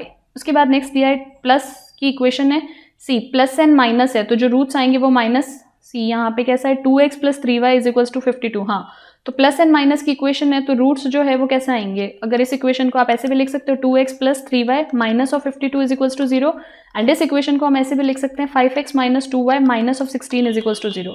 Remember कि जब पीछे दोनों साइड दोनों इक्वेशन में माइनस आ रहे हो तो आपको उसको सॉल्व नहीं करना है, उस केस में आंसर होगा can not be determined. Okay, उसके बाद नेक्स्ट इक्वेशन दे रखी है माइनस प्लस तो जो रूट्स है वो प्लस प्लस आएंगे, फिर है माइनस प्लस तो जो रूट्स है वो प्लस प्लस आएंगे। नाउ यहाँ पे क्या है 6 तो रूट्स क्या बनेंगे 3 एंड 2, एंड यहाँ पे क्या है 2 एंड 3, ठीक है, तो 2 3 6 एंड 1 रूट आएंगे, बट रिमेंबर 6/2 होगा, यहाँ पे भी 1/2 होगा, तो ये वैल्यू हो जाएगी 3 एंड ये वैल्यू हो जाएगी 0.5। तो इस केस में x क्या है, यहाँ पे x इक्वल है, यहाँ पे x स्मॉलर है, यहाँ पे स्मॉलर है, तो हम कंपेयर नहीं कर सकते, तो इस केस के अंदर आंसर हो जाएगा कैन नॉट बी डिटरमाइंड। फिर यहाँ पे क्या दे रखा है कि x square is equals to 9 square, square square दोनों साइड से काट दो, x की वैल्यू आ गई 9। फिर दे रखा है y माइनस 8 का स्क्वायर इज इक्वल्स टू 9, हम इसको ऐसे लिख सकते हैं कि y माइनस 8 का स्क्वायर इज इक्वल्स टू 3 का स्क्वायर, अगेन स्क्वायर स्क्वायर काट दो तो y minus 8 is equals to 3, यहाँ से y की वैल्यू आ गई 11, x की वैल्यू है 9, y की वैल्यू है 11, y is greater than x, so option B जो है वो इसके अंदर राइट आंसर होगा। नेक्स्ट इज माइनस प्लस, अगर आपको रूट्स हैं तो यहाँ पे माइनस प्लस अगर इक्वेशन है तो रूट्स कैसे बनेंगे, प्लस माइनस आ जाएंगे। नेक्स्ट इक्वेशन इज कि अगर माइनस प्लस आपको दे रखा है तो रूट्स कैसे आएंगे, प्लस प्लस आएंगे, एंड यहाँ पे क्या है माइनस माइनस आपको दे रखे हैं तो इसके जो रूट्स है वो किस तरह से आएंगे, प्लस एंड माइनस रूट आएगा यहाँ पे, ठीक है। नाउ सी सबसे पहले यहाँ पे क्या है 6, तो ये वैल्यू कितनी आएगी, दिस विल बी व्हाट, ये बन जाएगा 3 एंड 2, एंड अगेन यहाँ पे क्या है माइनस ऑफ 6 है तो क्या रूट्स बनेंगे 3 एंड 2, तो ये वैल्यू आएगी 3 एंड 2। अब अगर आप इसको कंपेयर करोगे तो इस केस में क्या हो रहा है x जो है इससे ग्रेटर एंड इक्वल है, एंड इसको कंपेयर करोगे तो x यहाँ से तो स्मॉलर है एंड मतलब इससे तो स्मॉलर है पर इससे ग्रेटर है, दैट इज जो आंसर होगा वो अगेन क्या होगा, relationship can not be determined. फिर जो नेक्स्ट क्वेश्चन है वो अगेन एक DI बेस्ड है। नाउ सी जो पहले वाला DI था जो कि लाइन ग्राफ वाला था वो बहुत ईजी था, ये DI भी ईजी होगा बट कुछ क्वेश्चंस इसके अंदर कॉम्प्लिकेटेड होंगे, सो मेक श्योर कि जो डिफिकल्ट वाला DI होता है वो आपको पूरा स्किप नहीं करना होता है, ठीक है। मान लो 5 क्वेश्चन आए तो उनमें से एटलीस्ट 3 क्वेश्चन तो आराम से इसके अंदर डुएबल होंगे, तो अगर आपके पास टाइम है एंड आपने बहुत अच्छा कमांड बना रखा है अपना DI पे तो मेक श्योर कि एटलीस्ट आप यहाँ से 3 नंबर तो उठा के ही जाओ आगे, ठीक है। Now if you look at the DI, क्या दिया है, study the following information carefully and answer the question. In the table the percentage of shirt formal plus casual sold out of the total number of shirt sold in the week and the number of casual shirts sold, data related to the number of sold in the 5 weekdays, Monday से लेके Friday तक given है। सो 5 दिन है, Monday Tuesday Wednesday Thursday Friday. यहाँ पे percentage of total जितने भी शर्ट सोल्ड हुए हैं वो दिए गए हैं, एंड उसमें से जो कैजुअल शर्ट सोल्ड हुए हैं वो दिए गए हैं। यहाँ पे एक नोट दिया गया है दैट जो total number of shirt sold हुए हैं सैटरडे एंड संडे को वो मिला के 72 है, ठीक है। जो total number of shirt sold हुए हैं वो मिला के 72 है। अब आपको क्वेश्चंस के आंसर करना। Now the first question is what is the average number of total shirt sold on Wednesday Friday Saturday and Sunday together, तो आपको इन सब का एवरेज दिखाना है। वेंसडे का आपको पता है कि total number of shirt sold कितने हुए होंगे, ठीक है। फिर फ्राइडे का भी आपको पता है, सैटरडे एंड संडे को कितने शर्ट सोल्ड हुए होंगे। ना सी कैलकुलेट DI का यही मतलब होता है कि कुछ डेटा मिसिंग होगा जो कि आपको बताना है। अब यहाँ पे अगर एक चीज़ दी है कि जो total number of shirt sold Saturday and Sunday को 72 हुए हैं तो वो कितने होंगे, अगर आप इसको ऐड करो ये कितना आ रहा है 14 + 16 30%, इन दोनों को ऐड कर दो 12 and 18 again another 30%, 30 and 30 60 and this is what 22, so this is 82, that is Saturday Sunday को जो मिला के 18% कुछ हुए होंगे। तो 18% की वैल्यू अगर 72 है तो यहाँ से 1 की वैल्यू निकल जाएगी 4, तो 100% की जो वैल्यू है वो कितनी आ जाएगी 400। तो यहाँ से हमें पता चला कि जो total number of shirt sold हुए हैं उनका जो रेशियो है वो 400 में से दिया गया है, ठीक है। अब हमें क्या करना है, एवरेज निकालना है Wednesday Friday Saturday and Sunday का। वेंसडे को कितने हो जाएंगे 12% ऑफ 400 यहाँ पे हम लोग निकालेंगे, ठीक है। तो वो कितना होगा 12% ऑफ 400, 1% यहाँ पे सी 10% हो जाएगा 40 एंड 1% है 4, तो 2% हो जाएगा 8, दैट इज 48। उसके बाद निकालना है फ्राइडे को, फ्राइडे है 18%, अगेन 10% तो हो जाएगा 40 एंड 8 4 इज 32, तो 48 एंड 8 यहाँ पे आ जाएगा 72 and Saturday and Sunday together तो यहाँ पे दे ही रखा है 72, सो this will be what 10 and 2 is 12 and this is what 14 15 and 4 is what 19, 192 divide by 4 करना है, so this will B 4 times of 16 and 32 4 8 32, तो इसका एवरेज आ जाएगा 48. ओके फिर नेक्स्ट दे रखा है what is the sum of the formal shirt sold on the Monday Tuesday and Wednesday together. Remember यहाँ पे आपको कैजुअल शर्ट की वैल्यू दे रखी है, आपको Monday plus Tuesday plus Wednesday के अंदर टोटल फॉर्मल शर्ट्स निकालने की वो कितने होंगे. तो अगर ये वैल्यू किसकी है, ये है 14%. नाउ ये वैल्यू दे रखी है कैजुअल की, तो अगर हम इसको सॉल्व करें that is 14% of 400, will do it again. अगर 14% ऑफ 400 यहाँ पे दिया है कैजुअल की वैल्यू, तो इसको सॉल्व करेंगे तो ये कितना आ जाएगा 14 4 इज 56. 56 अगर टोटल है उसमें से 32 कैजुअल है तो फॉर्मल आ जाएंगे 24. ये बात है मंडे की. सिमिलरली नेक्स्ट हम लोग ले लेते हैं किसका पूछा है, ट्यूसडे का. ट्यूसडे कितना है 16% ऑफ 400, 16 4 इज 64, उसमें से 24 है कैजुअल, तो यहाँ से फॉर्मल कितने आ जाएंगे 40. एंड लास्ट हमको निकालना है वेंसडे का, तो वेंसडे में है 12% ऑफ 400 दैट इज 12 4 इज 48, उसमें से जो 28 है वो है कैजुअल, तो फॉर्मल अगेन आ जाएंगे 20. तो इनको सबको ऐड करेंगे तो 4, this is what 6 and 2 is 8 84 and हमको सम ही निकालना था, so option C is the right answer. Next पूछा है what is the ratio of the number of the casual shirt sold on Monday and Wednesday together. तो Monday and Wednesday को जितने भी कैजुअल शर्ट सोल्ड हुए that is 32 and 28 to the number of formal shirt sold on Tuesday and Thursday. Tuesday का अभी हमने निकाला formal कितना था 40, ठीक है. एंड कब का पूछा है ऑफ थर्सडे, थर्सडे का कितना होगा 22% ऑफ, यहाँ पे हमको निकालना है 4, this will B 88 minus 56 that is 32 जो है वो यहाँ पे आ जाएंगे थर्सडे का. इनका रेशियो चाहिए, दिस इज व्हाट 10 60 is 2, ये हो जाएगा 72, ठीक है. इसको सॉल्व करेंगे तो this is 12 5 is 60 and 5 is to 6 का रेशियो आएगा. So the right option will be 6 is to 5 है, E will be the right answer, that is none of these because ratio कितना आ रहा है 5 is to 6 का.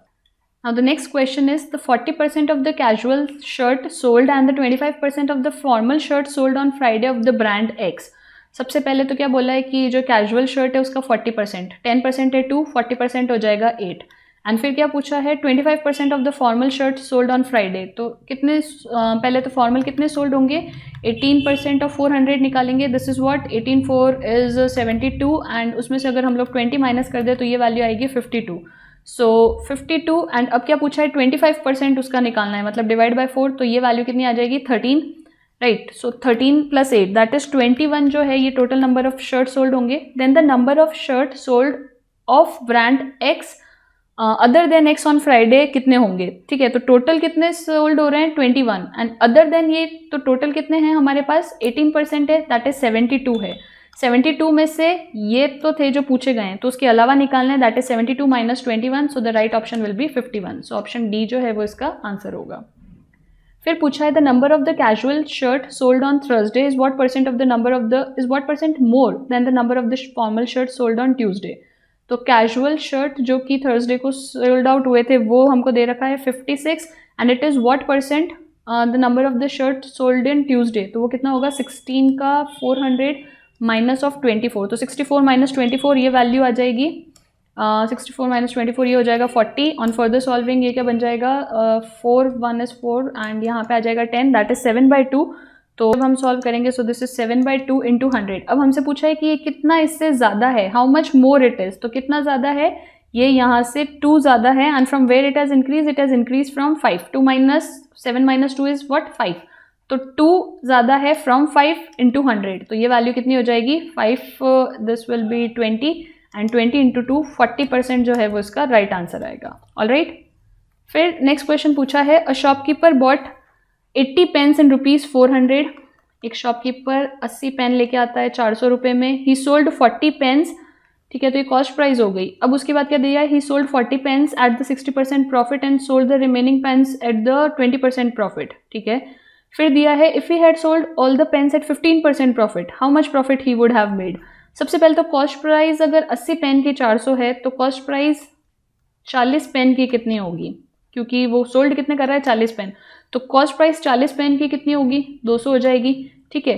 तो फिर सेलिंग प्राइस 40 पेन की कितनी होगी जब वो 60% डिस्काउंट देता है, ठीक है। तो इस पे 60% का डिस्काउंट मतलब कितना होगा, 10% 20 है, 60% मतलब 120 होगा, तो 200 प्लस 120 ये वैल्यू आ जाएगी 320, ठीक है। फिर सेलिंग प्राइस ऑफ 40 पेन्स कितनी होगी जब एक तो वो 60% का डिस्काउंट देता है एंड दूसरा कब, जब वो 20% का डिस्काउंट, जब उसको 20% का प्रॉफिट हो रहा है। तो 20% का प्रॉफिट होगा दैट इज 200 पे 20% यानी 40, तो ये वैल्यू हो जाएगी 240। 320 प्लस 240 ये वैल्यू कितनी आ रही है, 4 × 2 = 6, 560 आ रही है, ठीक है।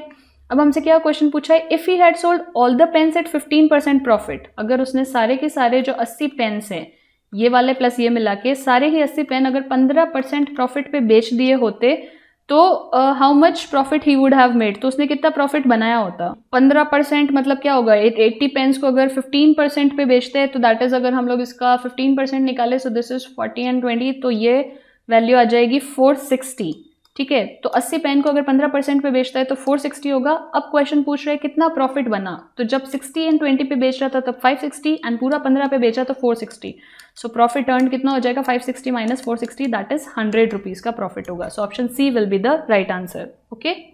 नेक्स्ट क्वेश्चन बोला है the present age of B will be half of age 4 year hence, ठीक है।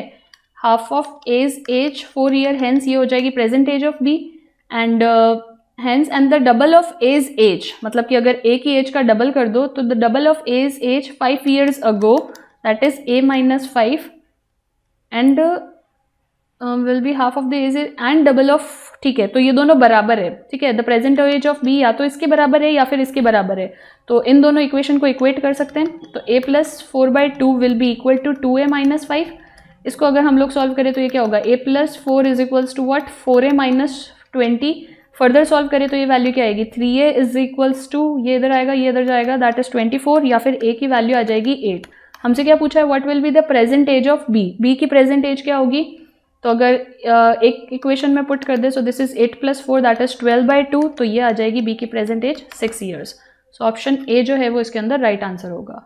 नेक्स्ट पूछा है A started a business with a certain capital. After 3 months, A left the business and B joins the business and remains in the business। तो A ने एक business start किया किसी एक कैपिटल के साथ, ठीक है। फिर उसके कुछ टाइम बाद उसने कितने दिन तक काम किया, 3 महीने तक। उसके बाद उसने लेफ्ट कर दिया एंड B ने ज्वाइन किया, दैट इज B कितने टाइम तक काम करेगा, 9 महीने तक, बिकॉज ये 3 महीने में लेफ्ट किया तब इसने स्टार्ट किया, ठीक है। If the ratio of the profit at the end of the year, अगर इसमें रेशियो 5:6 का आता है and the initial investment of A is 6000, अगर ए का इनिशियल इन्वेस्टमेंट 6000 का है, ठीक है, then what will be the investment of B, तो बी का इन्वेस्टमेंट इसके अंदर कितना होगा, सी यहाँ पे ए का इन्वेस्टमेंट है 6000 3 महीने के लिए, तो 3 महीने के लिए टोटल हो जाएगा 18000। 18000 की अगर वैल्यू 5 है तो बी का कितना कैपिटल होगा 9 महीने के लिए, तो ये वैल्यू कितनी होगी, अगर 18000 की वैल्यू 5 है तो 1 की कितनी आ जाएगी, दिस विल बी 5 3 and 600, 1 की वैल्यू आएगी 3600, 6 × 3600, ठीक है, क्योंकि ये टोटल प्रॉफिट ऑब्टेन हुआ है। तो 6 × 3600 डिवाइडेड बाय जितना टाइम उसने इन्वेस्ट किया, तो दैट इज 9, तो 9 4 इज 36, ये 400 हो जाएगा एंड ये वैल्यू कितनी आ जाएगी, 6 4 = 2400, इसकी वैल्यू आ जाएगी। दैट इज बी ने इनिशियली कितना इन्वेस्ट किया होगा, 2400 इन्वेस्ट किया होगा। So option B is the right answer. Now the next question is, study the following information carefully and answer the question given below. Question है that the 25% of the boys and the 60% of the girls from a college participated in an event. The total number of girls in the college is equal to the total number of boys who do not participated in the event. तो total number of boys who do not participated in an event कितने होंगे, 100 minus 25% of the boys will be equal to the total number of girls who participated.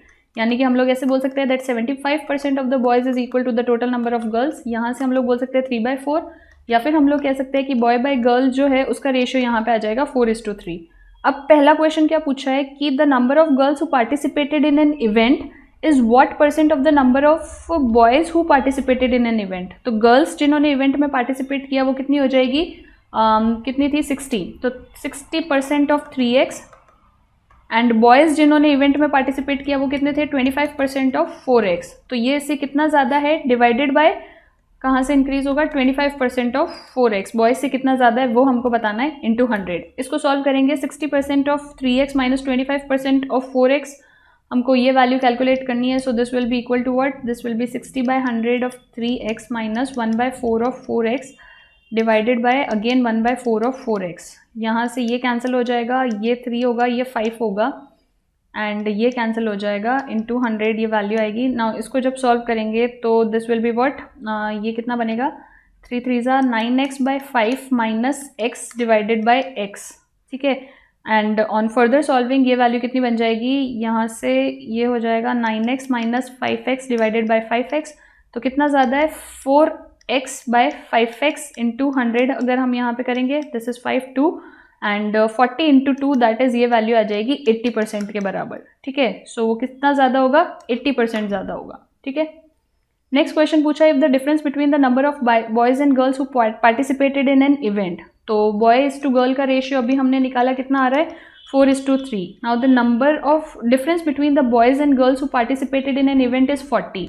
Boys जिन्होंने event में participate किया वो कितने थे, 75%, ठीक है। तो नहीं, बॉयज़ जिन्होंने इवेंट में पार्टिसिपेट किया वो कितने हैं, 25% ऑफ 4x, एंड गर्ल्स जिन्होंने इवेंट में पार्टिसिपेट किया वो कितनी है, 60% ऑफ 3x। अगर इनका डिफरेंस हमको 40 दे रखा है, दैट इज़ ऑन सॉल्विंग, इसको सॉल्व कर देते हैं, 60/100 of 3x minus 25/100 of 4x is equals to 40 यहाँ पे दिया है, तो हमको बताना है then the total number of boys and girls in the college कितने हैं वो हमको टोटल बताना है, ठीक है। सो ये कैंसिल हो जाएगा, ये अगेन कितना होगा, 3 5 यहाँ पे आ जाएगा, 3 3 9x/5 माइनस ये हो जाएगा 1/4, 4 से 4 कैंसिल होगा, ये वैल्यू आ जाएगी x इक्वल टू 40, या फिर हम लोग कह सकते हैं 9x minus 5x is equals to 200, या फिर 4x इज इक्वल्स टू 200, या फिर यहाँ से x की वैल्यू आ जाएगी 50। एंड हमको क्या बताना है, total number of boys and girls, boys है 4x, गर्ल्स है 3x, दैट इज 7x आ जाएगा, x की वैल्यू है 50, तो 7 into 50, so total number of boys and girls यहाँ से आ जाएंगे 350। सो ऑप्शन सी जो है वो इसके अंदर राइट आंसर होगा, alright. So these were the questions from the quant section. Now we are discussing the reasoning ability. So reasoning ability के अंदर 35 questions आते हैं for the 35 marks and जो time duration है वो इसके अंदर 20 minutes का रहता है, okay? So यहाँ पे सबसे पहले आपको एक linear arrangement दे रखा है that in 8 persons A B C D E F G H are seated in a linear row. Some of them are facing north while some of them are facing south. तो जो opposite direction में face करते हैं वो थोड़ा सा ज़्यादा time लेते हैं, अगर सारे ही एक डायरेक्शन में फेस कर रहे होते तो एक सिमिलर टाइम लगता, ठीक है। सो 8 लोग हैं, 1 2 3 4 5 6 7 8 4 5 6 7 8 एंड 1 2 3 4 5 6 7 एंड 8, ठीक है। H sit second to the left of E who sit at an end of an row, तो मान लो E अगर यहाँ बैठ रहा है या इस केस में E अगर यहाँ बैठ रहा है, ठीक है। और दो केसेस बनेंगे कि E किसी एंड में बैठ रहा है एंड किसी ऑपोजिट डायरेक्शन में देख रहा है, वो भी हमको नहीं पता अभी, ठीक है। सो ये भी केस बन सकते हैं, 1 2 3 4 5 6 7 8। तो अगर E किसी एक रो के एंड में बैठ रहा है एंड दिया है H set second to the left of E, remember कि इस केस के अंदर जो E है वो यहाँ पे साउथ ही देखेगा, क्योंकि अगर साउथ देखेगा तो ही आएगा H set second to the C, यहाँ पे क्या दिखा है, H set second to the left of E, तो अगर ये साउथ देखेगा तो ही H इसके सेकेंड लेफ्ट में आएगा, फर्स्ट एंड सेकेंड यहाँ पे H, एंड इस केस में ये नॉर्थ ही देखेगा तो ही H जो है ये इसके सेकेंड लेफ्ट में आएगा, रिमेंबर। तो दो ही केस बन सकते हैं, ये केस नहीं बनेगा कि यहाँ पे E नॉर्थ में आए, ये केस नहीं बनेगा कि यहाँ पे E साउथ में आए, ठीक है। फिर H sit second to the left of E who sit at an end of a row, D sits to the immediate right of A who faces south. अब A जो है वो साउथ में देख रहा है एंड जो D है वो उसके इमीडिएट राइट में बैठा है, तो अगर ये साउथ में देख रहा है तो इसका इमीडिएट राइट इधर आ जाएगा, ठीक है। C sit second to the left of D who faces the same direction as E, तो मान लो कि पहला केस है जिसमें E साउथ देख रहा है, ठीक है, तो D who faces the same direction, तो अगर इसमें D भी साउथ देख रहा है तो उस कंडीशन के अंदर क्या आएगा, क्या दिया है, C sit second to the left, तो अगर साउथ देख रहा है तो फर्स्ट एंड सेकेंड C यहाँ पे आ जाएगा। दूसरा वाला केस लेते हैं जिसमें A साउथ देख रहा है, ठीक है, वो तो फिक्स ही है बिकॉज यहाँ पे दे ही रखा है A हु फेसेस साउथ। फिर यहाँ पे क्या दिया है, D sits to the immediate right, तो उसमें D यहाँ आएगा। बट अब ये वाला केस लेते हैं कि अगर D E की तरफ फेस कर रहा है, दैट इज अगर नॉर्थ में फेस कर रहा है, तो अब उसमें क्या बोला गया है, if D is facing north तो क्या C sit second to the left, तो फर्स्ट एंड सेकेंड इस केस में C यहाँ पे आ जाएगा, ठीक है। H who is not an immediate neighbor of A, H A का immediate neighbor नहीं है, faces the direction opposite to that of E. Remember कि H opposite direction देख रहा है, तो इस केस में H north देखेगा, इस केस में H south देखेगा. F who is not a neighbor of E और H, F यहाँ तक कहीं नहीं आएगा, similarly F यहाँ तक कहीं भी नहीं आएगा.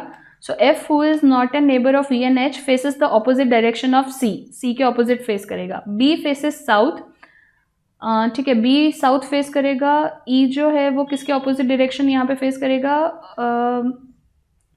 F who is not an immediate neighbour of E and H faces the same direction as that, faces the opposite direction as that of C. तो सी एंड एफ की डायरेक्शन जो है वो ऑपोजिट रहेगी. उसके बाद है बी फेसेस साउथ, बी जो है वो फिक्स है कि साउथ में ही देखेगा. G set second to the right of B, B के सेकेंड राइट में, तो बी का फिक्स है कि वो साउथ ही देखेगा. रिमेंबर बी का फिक्स है कि वो साउथ ही देखेगा, तो जो जी है वो उसके सेकेंड राइट में, मतलब यहाँ पे आएगा. E and G faces the same direction. Now E and G same direction देखेंगे, तो इस केस के अंदर अगर जी साउथ देख रहा है एंड इस केस के अंदर अगर बी साउथ देख रहा है, तो पहली बात तो उसके सेकेंड राइट में जी आएगा, बट जी इसमें नॉर्थ देखेगा.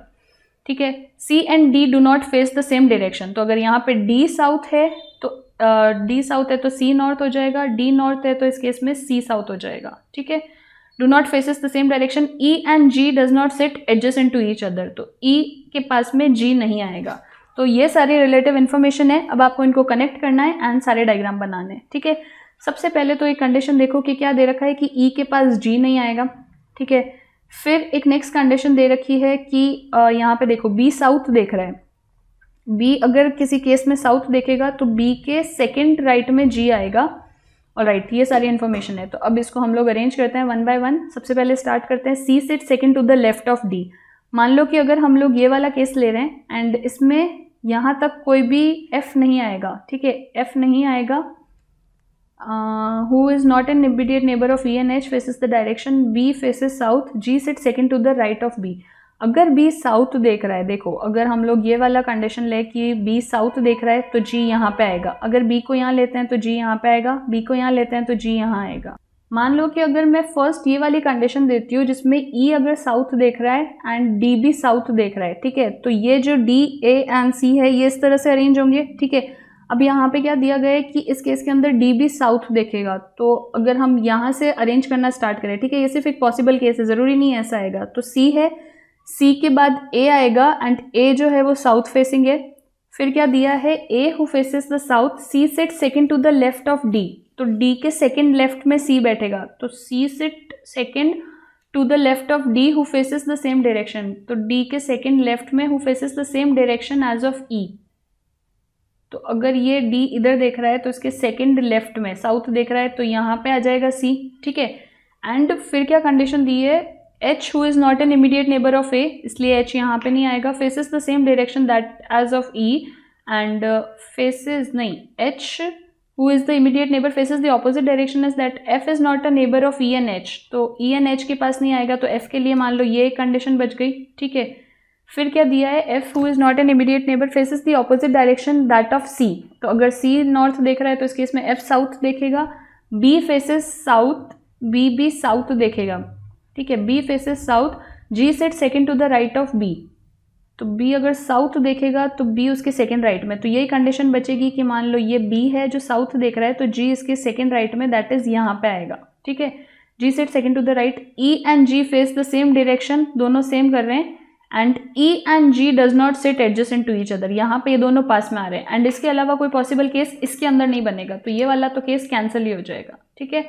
अब ये नेक्स्ट लेके देखते हैं कि अगर इसमें बोला गया है कि ये सी डी ए लास्ट से लेते हैं. क्यों लास्ट से लेंगे, बिकॉज ई के पास में देखो ना, तो ई के पास में जी आएगा और ना ही ई के पास में एफ आएगा. ठीक है. F who is not an neighbour of E and H. अब यहाँ से ये केस लेके देखते हैं कि मान लो ए जो कि साउथ देख रहा है, यहाँ पे लेते हैं. ठीक है. कि अगर ए जो साउथ देख रहा है, ठीक है, A who faces the south. फिर क्या दिया है, C set second to the left of D who faces the same direction as that of E.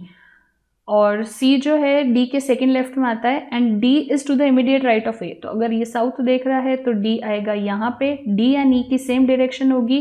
C इसके सेकेंड लेफ्ट में बैठेगा तो C यहाँ पे आएगा. C की डायरेक्शन E से ऑपोजिट होगी, दैट इज C साउथ देखेगा. ठीक है. यहाँ तक हो गया. Who faces the same direction, D same देखता है, एच इसका इमीडिएट नेबर नहीं हुआ, एफ जो है वो ई एंड एच के पास में नहीं आएगा, तो एफ ना तो यहाँ आ सकता है ना यहाँ, तो एक कंडीशन बची एफ की, तो एफ यहाँ आ जाएगा। एंड एफ जो है वो ऑपोजिट डायरेक्शन फेस करता है सी के, तो अगर ये साउथ देख रहा है तो ये नॉर्थ देखेगा। B who faces the south, अब बी जो कि साउथ देख रहा है एंड जी उसके सेकेंड राइट में आएगा, दैट इज एक कंडीशन बचती है, बी यहाँ होगा एंड जी उसके सेकेंड राइट में, दैट इज जी यहाँ पे आएगा। एंड ई एंड जी दूर दूर है इसके अंदर, C and D do not face the same direction, C south है, डी नॉर्थ है। एंड लास्ट पोजीशन बच गई जी की, जो कि सेम होगी एज दैट ऑफ ई, तो ये इस तरह से हो जाएगी। तो ये वाला जो डायग्राम है ये आपका फाइनल डायग्राम होगा। रिमेंबर कि आपको बस कुछ ही फिक्स इन्फॉर्मेशन दी जाती है अरेंजमेंट के अंदर, बाकी सारे आपको पॉसिबल केस लेके चलने पड़ते हैं।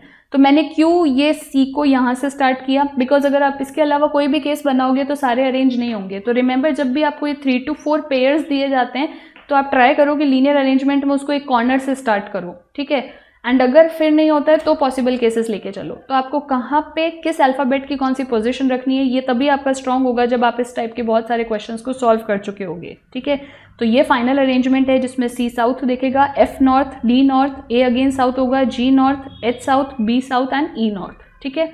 नाउ द रिस्पेक्टिव क्वेश्चन सबसे पहले पूछा गया है कि how many person are facing north, तो उस केस में आंसर आ जाएगा 4। देन नेक्स्ट क्वेश्चन पूछा गया है who among the following set third to the right of B, तो आंसर आ जाएगा ए। इसके बाद पूछा है कि सब एक पैटर्न फॉलो कर रहे हैं, इसके अंदर कोई एक ऑड वन आउट है, तो जो बी एंड एच है वो ऑपोजिट डायरेक्शन देख रहे हैं, बाकी सब सेम डायरेक्शन देखेंगे, ठीक है। नेक्स्ट क्वेश्चन है कि इनमें से कौन सा करेक्ट है, सो राइट आंसर होगा B faces the same direction as that of C. And last question है कि who among the following set fifth to the left of C, C के फिफ्थ लेफ्ट में, first second third fourth fifth, तो यहाँ पे right answer क्या आ जाएगा, that is H, ठीक है। तो ये था आपका पहला पजल। अब इसके बाद आपको नेक्स्ट दे रखा है study the following information carefully and answer the question. 6 person है जो कि सर्कुलर अरेंजमेंट में बैठे हैं एंड सबके सब सेंटर में फेस कर रहे हैं, ठीक है। तो 1 2 3 4 5 एंड 6 पर्सन है, सर्कुलर अरेंज में बैठे हैं एंड सभी सेंटर में फेस कर रहे हैं, ठीक है। इनको डिफरेंट फ्रूट पसंद है। The one who like guava sit to the immediate right of A, ना सभी सिंस सेंटर में ही फेस कर रहे हैं तो हम लोग इसको कहीं से भी बना सकते हैं, रिमेंबर, क्योंकि अभी ये स्टार्ट हुआ है एंड सब सेंटर में फेस कर रहे हैं। मान लो ये ए है तो जिसको गुआवा पसंद है वो इसके राइट में है, ठीक है। The one who like guava sit to the immediate right of A, C like mango and sit third to the right of D, D sit second to the left of the C, B neither like papaya और grape, A is adjacent to neither C nor F, तो यहाँ पे ना तो सी आएगा ना F आएगा। The one who like the grape sit second to the right of the one who like papaya, E is adjacent to the one who does not like apple, ठीक है। तो अब एक चीज़ है कि ए के एडजेसेंट में ना तो सी आएगा ना ही एफ आएगा। अब यहाँ पे क्या कंडीशन दे रखी थी कि C like mango and sit third to the right of B, C जिसको मैंगो पसंद है and sit third to the right of D, B sit second to the left of C, B sit second to the left of C. अब C यहाँ नहीं आ सकता है, सी यहाँ नहीं आ सकता है, तो अगर मान लो हम लोग सी यहाँ लेते हैं, सिंस ये सेंटर में देख रहा है तो क्या बोला गया है, C B sit second to the left, centre में देख रहा है तो इधर राइट आएगा, बी यहाँ पे आ जाएगा सेकेंड टू द लेफ्ट, तो B sit second to the left of C. उसके बाद दे रखा है सी लाइक मैंगो, सी को मैंगो पसंद है, ठीक है, C like mango and sit third to the right of D, तो डी के थर्ड राइट में, ना ये सेंटर है तो फर्स्ट सेकेंड थर्ड, डी के थर्ड राइट में, हाँ, तो यहाँ पे हम लोग ले सकते हैं first second and third right में, ऑलराइट। फिर क्या दिया है, B neither like papaya nor grape, B को ना तो पपाया पसंद है ना ही उसको ग्रेप पसंद है, तो ये दोनों तो कैंसिल होंगे। ए इज एडजेसेंट टू नीदर सी, ना यहाँ पे एफ आएगा, तो एफ यहाँ नहीं आ सकता, यहाँ नहीं आ सकता, एक ही कंडीशन बची कि एफ जो है वो सी ए के एडजेसेंट नहीं आएगा, सो ऑब्वियसली जो एफ है वो यहाँ पे आ जाएगा। फिर लिखा है the one who like grape sit second to the right of the one who like papaya, ठीक है, जिसको ग्रेप पसंद है, ये तो गुआवा है, the one who like grape sit second to the right of the one who like papaya, तो grape यहाँ आ सकता है तो पपाया यहाँ, अभी हम लोग नहीं बता सकते हैं। E is adjacent to the one who does not like apple, E उसके एडजेसेंट है जिसको एप्पल नहीं पसंद है, तो सिंस हमारे पास बहुत कम ऑप्शन है, बी को पपाया एंड ग्रेप नहीं पसंद है, दैट इज यहाँ पे ग्रेप नहीं आएगा, ये गुआवा हो गया, ये मैंगो हो गया। अब हमको इसमें पॉसिबल केस लेके चलने पड़ेंगे। मान लो कि अगर ये गुआवा होता, ठीक है, ये गुआवा होता तो क्या दिया हुआ था, सॉरी ये अगर ग्रेप होता, ए अगर ग्रेप होता तो क्या दिया है, the one who like grape sit second to the right of the one who like papaya, तो ये पपाया होता बिकॉज ये इसके सेकेंड राइट में बैठा है, तो ये ग्रेप नहीं हो सकता। मान लो कि अगर ये ग्रेप है तो जो ग्रेप है वो सेकेंड राइट में है किसके, to the one who like papaya, that is ये पपाया होगा, ठीक है, ये तो हो ही नहीं सकता है। तो अगर ये पपाया है, ये ग्रेप है, फिर बोला है E is adjacent to the one who does not like apple. अब ये अगर मैंगो हो गया, ये ग्रेप हो गया, ये गुआवा हो गया, एंड ये पपाया एंड ग्रेप में से कुछ भी नहीं हो सकता है, दैट इज ये एप्पल होगा। एंड क्या बोला है कि E is adjacent to the one who does not like apple, तो ई उसके एडजेसेंट होगा, तो यहाँ कहीं नहीं आ सकता है, दैट इज ऑब्वियसली जो ई है वो यहाँ पे आ जाएगा। तो अब सी मैंगो हो गया, ई ग्रेप हो गया, ठीक है, इसके बाद डी गुआवा हो गया, बी एप्पल हो गया। अब बचे एफ एंड ए, दो ऑप्शन है, एंड एफ जो है वो भी पपाया हो गया, ठीक है, तो एक ही ऑप्शन बचा है, दैट इज ए जो है वो बनाना हो जाएगा। तो ये आपका फाइनल डायग्राम होगा। नाउ इसके अंदर भी अगेन आपको क्या ध्यान रखना है कि बहुत मिनिमम ऑप्शंस गिवन है, उन्हीं से आपको ये पॉसिबल कंडीशन ड्रॉ करनी है। पर जब आपको डिफाइनाइट नहीं दिया होता है तब आप कहीं से भी स्टार्ट कर सकते हैं, ठीक है, हमने ए से स्टार्ट किया एंड देन हम कोई भी पॉसिबल केस लेके इसको बना सकते हैं। Alright, now the first question is banana किसको पसंद है, सो ए को। नेक्स्ट है who among the following sit second to the left of A, ये राइट आ जाएगा, सेकंड लेफ्ट में सी या मैंगो, ठीक है, सो डी जो है वो इसका राइट आंसर होगा। फिर पूछा है how many people sit between the one who like papaya and Apple when counted anti clockwise from papaya, तो इस केस के अंदर राइट आंसर आ जाएगा हाउ मेनी पर्सन, तो 4 लोग बैठेंगे। फिर है हु लाइक्स द गुआवा, तो आंसर था D. And who among the following sit fourth to the left of E, E के फोर्थ लेफ्ट में, सेंटर देख रहा है, first second third and fourth, या तो डी या फिर जिसको गुआवा पसंद है, ठीक है। तो क्वेश्चन नंबर 75 का आंसर हो जाएगा D. Okay, next is how many pair of the digits are there in the number each of which has as many digit as in the number both forward and backward. कैसे solve करते हैं, 7 3 9 5 1 2 8 6 आपको दिया है, ठीक है, 7 3 9 5 1 2 8 6, okay, 7 8 9 एक pair आ गया 7 एंड 9 का, ठीक है। फिर 3 4 आना चाहिए, 3 4 5 एक पेयर आ गया 3 एंड 5 का, 3 4 5 6 7 8 नेक्स्ट पेयर आ गया 3 एंड 8 का। फिर है 9 तो होगा ही नहीं, 5 4 5 फिर आना चाहिए 6 7 8 नहीं हो रहा है, 6 5 के बाद 6 7 8 5 एंड 8 का भी एक पेयर आ गया, फिर 1 एंड 2 का एक पेयर आ गया, तो यहाँ पे मोर देन 4 जो है वो इसका राइट आंसर हो जाएगा। आगे के आपको सारे सॉल्व करने की जरूरत नहीं है। फिर पूछा है if the vowels are arrange in the alphabetical order from left to right and after that all the consonants are arrange in the alphabetical order from left to right, तो वर्ड है अलोंग विथ, ठीक है। तो पहले इसके अंदर vowels arrange हो गए, वॉवल्स कौन से हैं, ए है, ओ है, आई है, तो पहले आएगा ए, फिर आएगा आई, फिर आएगा ओ, ये लेफ्ट टू राइट अरेंज हो गए।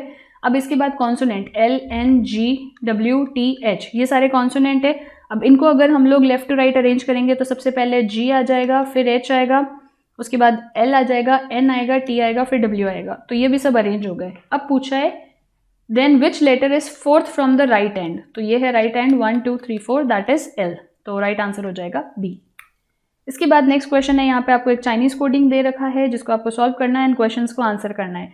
सबसे पहले है square love on black, square floor on black, ठीक है, तो मतलब सिर्फ आपको स्क्वायर ऑन ब्लैक कॉमन है, तो यहाँ से आपको जो वर्ड अलग है उसका कोड मिल जाएगा, दैट इज यहाँ से लव का कोड मिल जाएगा जो इसमें अलग है, DLAP BC इसमें भी आ रहा है, ठीक है, तो लव का कोड यहाँ से आ जाएगा XY, फ्लोर का कोड यहाँ से आपको मिल जाएगा जो अलग है, दैट इज DL नहीं होगा, BC नहीं होगा, AP नहीं होगा, दैट इज UV जो है वो फ्लोर का कोड मिल जाएगा। ओके, फिर दिया है love wings beauty nice, wings beauty floor black, तो यहाँ से आपको अगेन कोड मिल सकते हैं किसके, स्क्वायर लव ऑन ब्लैक, यहाँ पे है लव विंग्स ब्यूटी, हाँ तो लव का तो कोड मिल ही गया है, विंग्स ब्यूटी नाइस ये नहीं मिलेगा, square love on black, wings beauty floor black, first and fourth से आपको ब्लैक का कोड मिल सकता है, तो यहाँ से ब्लैक का कोड आपको मिल जाएगा। देन उसके बाद नेक्स्ट फ्लोर, एंड यहाँ पे भी यूज़ किया है square floor on black, wings floor, तो यहाँ से आपको फ्लोर का कोड मिल जाएगा। तो बस आपको सिंपली इसके अंदर कोड्स ही निकालने हैं, ठीक है।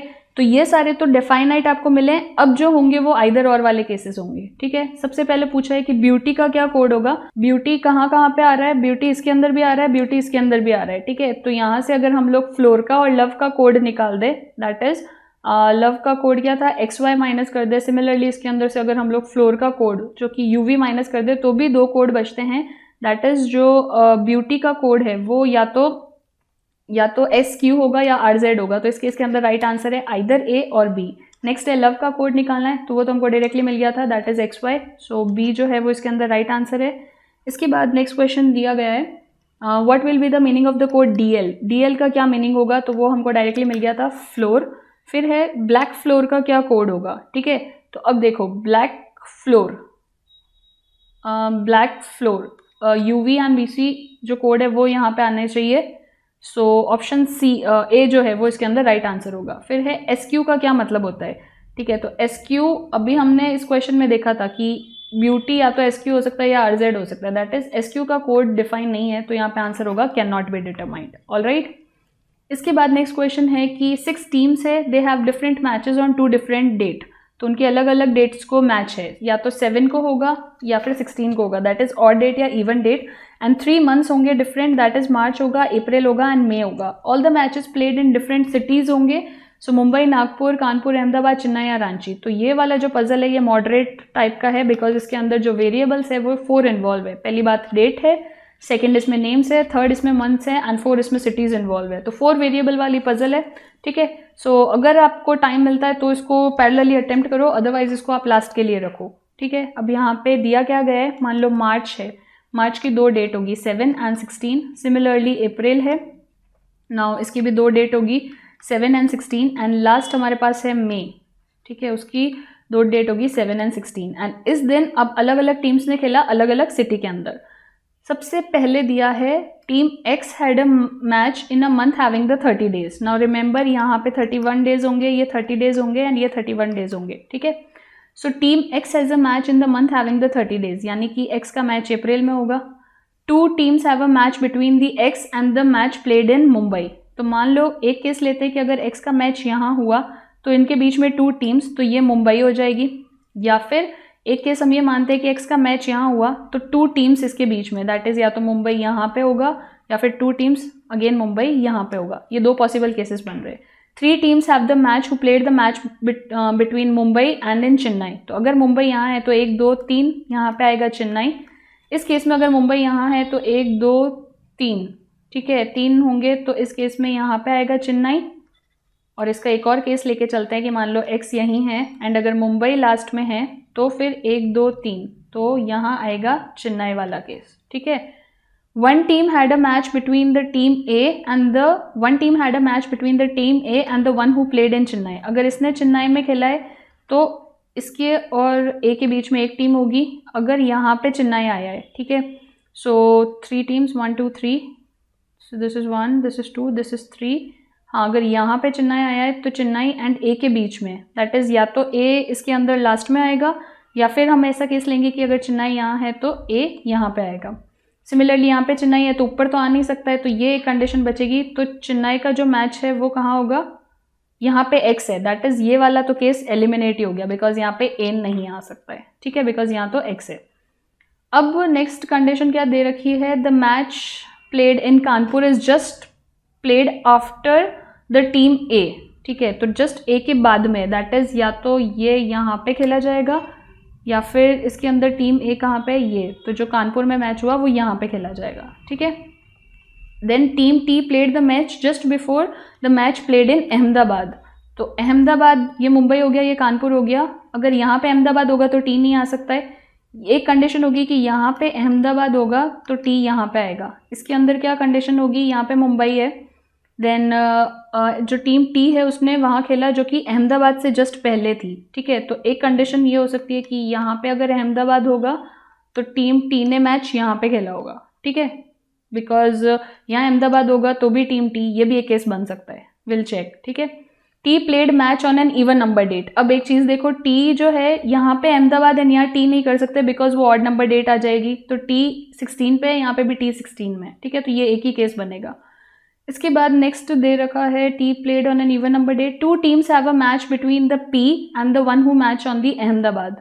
तो अहमदाबाद यहाँ है, 2 टीम्स, तो यहाँ पे आएगा P एंड इस केस में अहमदाबाद यहाँ है तो ऊपर तो 2 टीम नहीं हो सकती, तो यहाँ पे आएगी 2 टीम एंड इस केस में लास्ट में आ जाएगा, यहाँ पे आ जाएगा P, ठीक है। फिर लास्ट है team L played the match just before the match played इन रांची। रांची से जस्ट पहले जो है वो किसने खेला होगा, टीम L ने। तो यहाँ रांची नहीं आ सकता, यहाँ रांची नहीं आ सकता, यहाँ रांची आएगा तो यहाँ L नहीं आ सकता है, ठीक है। यहाँ कानपुर है, रांची नहीं आ सकता, यहाँ नहीं मुंबई नहीं आ सकता, सी यहाँ रांची नहीं आएगा, यहाँ रांची नहीं आएगा, यहाँ रांची आएगा तो इससे पहले L नहीं आ सकता है एंड यहाँ रांची नहीं, दैट इज़ ये वाला केस तो पूरा ही एलिमिनेट हो, तो ये पूरी पॉसिबिलिटी कैंसिल हो गई। अब इसमें क्या है, एक केस बच रहा है कि अगर पी ने रांची में किया तो उससे जस्ट पहले, ठीक है, इससे जस्ट पहले तो जो चेन्नई वाला है वहाँ पे एल आ सकता है, तो P in Ranchi, L in Chennai, X in Kanpur, A in Ahmedabad, ये अभी तक बना है। Team M does not play in Chennai, M Chennai में नहीं खेल रहा है, ठीक है, तो ऑब्वियसली चेन्नई में तो अभी नहीं आ रहा है, तो अब एक पर्सन बचा है दैट इज एम, वो यहाँ आ जाएगा मुंबई, एंड एक सिटी बची है दैट इज नागपुर, वो यहाँ आ जाएगा। तो अब हमारे पास क्या केस बचा कि March 7 को मुंबई एम में मैच हुआ, 16 मार्च को टी नागपुर में, इसी तरह 7 अप्रैल को ए अहमदाबाद में, उसके बाद एक्स कानपुर में, फिर एल चेन्नई में एंड पी रांची में। तो ये वाला पॉसिबल केस आपके लिए बनेगा। तो ये इजी होते हैं, इसमें 1-to-1 लिंक्ड डेटा आपको दे रखे होते हैं ना, आपको कनेक्ट करने हैं।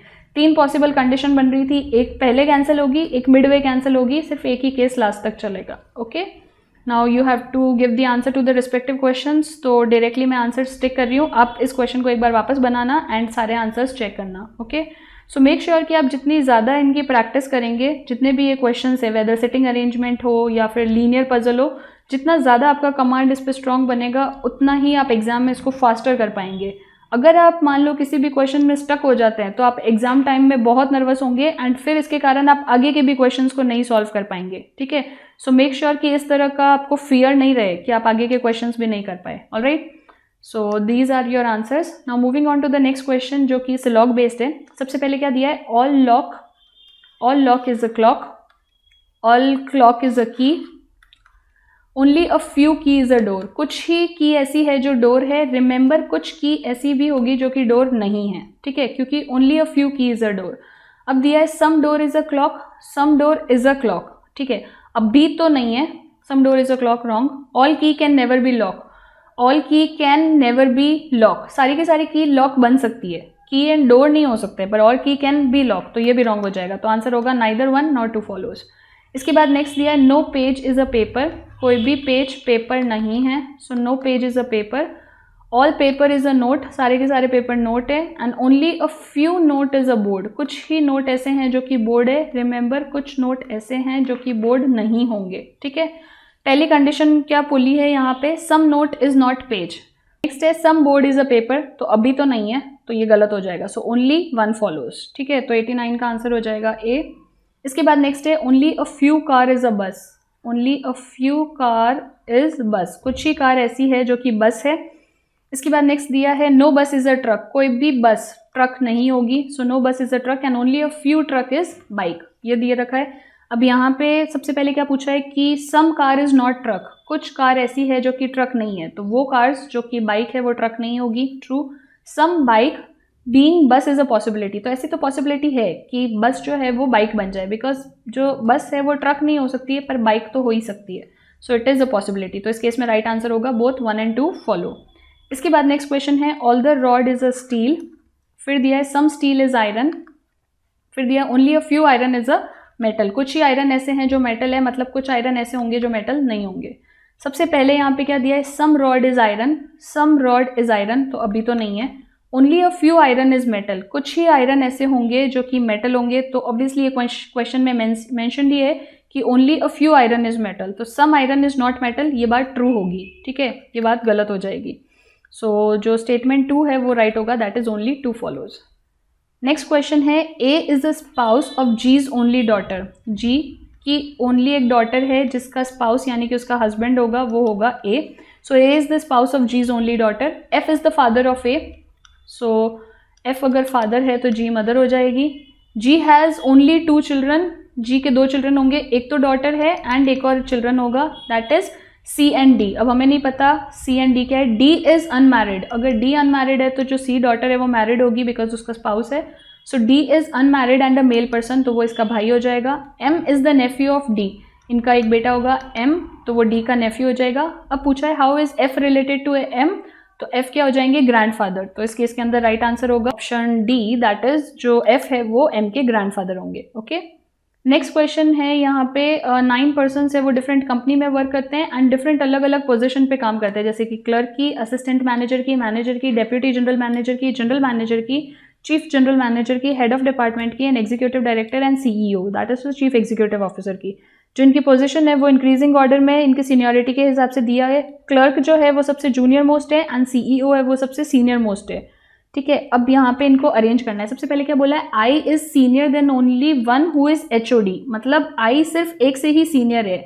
आई is senior than only one. 2 ranks are there between I and F, इसके बीच में 2 रैंक आएगी। ठीक है, आई एंड F के बीच में। 3 ranks are there between F and G। अब 2 केस बन सकते हैं कि यहाँ पे 3 रैंक हो, या तो 1 2 3 रैंक हो एंड G यहाँ पे आ जाए, या फिर एक ऐसा भी केस बनेगा कि मतलब I है फिर 2 है तो 1 2 3 रैंक हो बिटवीन F एंड G, तो 1 2 3 तो G यहाँ पे आ जाए। ठीक है, अब क्या बोला है, 3 ranks are there between F and G who is not the senior most employee. Remember G senior most employee नहीं होगा, ये सीनियर मोस्ट पे नहीं आएगा। Number of person are senior than G is same as the number of person junior than H. So the number of person senior than G से जितने senior है। अब यहाँ पे अगर हम लोग केस देखें तो 1 2 3 4 5 6 7 8, मतलब इसके नीचे एक और आएगा, तो G से कितने सीनियर है, 1 2 3 4 5 6 7 लोग, तो मतलब H से भी जूनियर कितने होंगे, 7, तो H यहाँ पे आ जाएगा। इस केस के अंदर मान लो 1 2 3 4 5 अरेंज हुए हैं अभी एंड G सबसे सीनियर मोस्ट नहीं होगा, मतलब कि 1 2 3 ले लेते हैं, 4 5 पे I आ जाएगा, 6 7 8, G अभी सीनियर मोस्ट नहीं है, तो 1 2 3 4 5 6 7 8 एंड 9। तो अब यहाँ पे क्या बोला है कि क्या कंडीशन दी थी कि the number of person senior than G 1 2 3 4 is same as the number of person junior than H, तो 1 2 3 4, पर ये G मिडवे नहीं आ सकता है। ठीक है, मान लो कि G के ऊपर 4 लोग नहीं होके 3 लोग ही हैं, 1 2 3, ठीक है, G 4th पे है, 5 6 7 8 9। फिर क्या दिया है कि G के G जो है एंड I जो है उसके बीच में कितना गैप आ रहा है वो हमको नहीं पता है। 3 ranks are there between F and G, 3 ranks are there between F and G and G is not the senior most employee. ठीक है, G सीनियर मोस्ट एम्प्लॉय नहीं है and the number of person senior than G 3 is same as the number of person, यहाँ पे अगर H आएगा तो अब I and F के बीच में 2 लोग हैं, तो हम लोग एक कंडीशन ये ले सकते हैं कि I यहाँ आएगा, ये 2 लोग नहीं, यहाँ पे नहीं आ सकता है। I अगर यहाँ आएगा तो 1 and 2 पर्सन है, F यहाँ आएगा। ठीक है, नेक्स्ट कंडीशन क्या दे रखी है, is the same as D is junior than H, D जो है वो H से छोटा है, तो H के बाद कहीं पे भी आ सकता है, इमीडिएट जूनियर नहीं बोला है। एक कंडीशन हम लोग यहाँ लेके चलते हैं, H के बाद यहाँ पे लेके चलते हैं। C is just senior than E, मतलब कि C जो है वो जस्ट सीनियर देन E, मतलब कहीं C आएगा, मान लो यहाँ C तो यहाँ E आएगा, यहाँ C तो यहाँ E आएगा। More than 2 person are junior than E, E से जूनियर 2 से ज़्यादा होंगे, मतलब कि E अगर एंड C जो है वो E से ऊपर आएगा, C जो है वो E से ऊपर आएगा, दैट इज हमको C यहीं लेना पड़ेगा, तो E यहाँ आएगा तो 2 से ज़्यादा लोग इससे सीनियर होंगे। इस कंडीशन में क्या बन रहा है कि जो C है वो जस्ट सीनियर है। ठीक है, तो इस केस में हम लोग ऐसा ले सकते हैं, ये C होगा, ये E होगा, ये G I H, फिर यहाँ पे क्या बन रहा है, H आ गया, फिर आएगा D F एंड H, तो 1 2 3 4 5 6 7 8 एंड 9, राइट। तो या तो ये कंडीशन होगी या ये कंडीशन होगी। अब क्या बोला है, more than 2 person are junior than E, B is not the least junior, तो B लीस्ट जूनियर नहीं होगा तो B यहाँ आ जाएगा। इस केस में B लीस्ट जूनियर नहीं होगा तो B यहाँ आ जाएगा, मतलब कि जो HOD है वो समवेयर I के नीचे आएगा एंड इसके अंदर जो मिसिंग रह गया है दैट इज सारे ही पॉसिबल केस हो गए, तो यहाँ पे A आ जाएगा, इसके अंदर भी सबसे बॉटम मोस्ट पोजिशन खाली है तो A आ जाएगा। फिर क्या दिया है, 2 ranks are there between I and F, I and F के बीच में यहाँ पे भी 2 रैंक है, I एंड F के बीच में यहाँ भी 2 रैंक है। 3 rank are there between F and G, तो F एंड G के बीच में इधर भी 3 रैंक है, F एंड G के बीच में यहाँ भी 3 रैंक है। G who is not the senior most employee, the number of person senior than G is same as the person junior than H, is same as the person junior than H, तो junior जितने number of person, the number of person क्या दिया है, G से जितने senior है 3 उतने ही H से जूनियर है and D is the junior than H, D इसके बाद आएगा, इसमें भी D इसके बाद आएगा। C is just senior than E, तो यहाँ पे आ जाएगा more than 2 person are junior than E, ठीक है, and B is not the least junior, तो ये सारे पॉसिबल अरेंजमेंट होंगे। अब हमको देखो यहाँ पे क्या हो रहा है कि हमको बताया नहीं गया है कि किस तरह से इसको अरेंज करना है, ठीक है, बट हमको यहाँ पे पोस्ट दे रखी है एंड ये बोला है कि वो सीनियरिटी के हिसाब से अरेंज्ड है। तो ये कुछ बेसिक फैक्ट है जो कि आपको पता होना चाहिए कि जो फर्स्ट पोजीशन पे है वो ऑफकोर्स सीईओ होगा, ठीक है। सीईओ के बाद में जो नेक्स्ट बड़ी पोजीशन आती है वो एग्जीक्यूटिव डायरेक्टर की होती है। एग्जीक्यूटिव डायरेक्टर के बाद आता है जो कि हेड ऑफ द डिपार्टमेंट होता है, ठीक है। देन एग्जीक्यूटिव डायरेक्टर के बाद यहाँ पे एचओडी आएगा, फिर जो नेक्स्ट पोस्ट है वो हो जाएगी सीजीएम की, उसके बाद जो नेक्स्ट पोस्ट है वो होती है जीएम की, फिर जो नेक्स्ट पोस्ट है वो डीजीएम की, देन आती है एमजी की, फिर नेक्स्ट पोस्ट आती है असिस्टेंट मैनेजर की एंड लास्ट आती है क्लर्क की। अब यहाँ पे एक कंडीशन दे रखी थी कि I is senior than the one who is HOD. अगर हम यहाँ पे जमा दें, ठीक है, यहाँ पे जमा है तो यहाँ पे ईडी आएगा एंड यहाँ एचओडी आएगा, दैट इज आई जूनियर हो गया जो कि एचओडी था, तो उस केस में ये भी कंडीशन कैंसिल हो गई।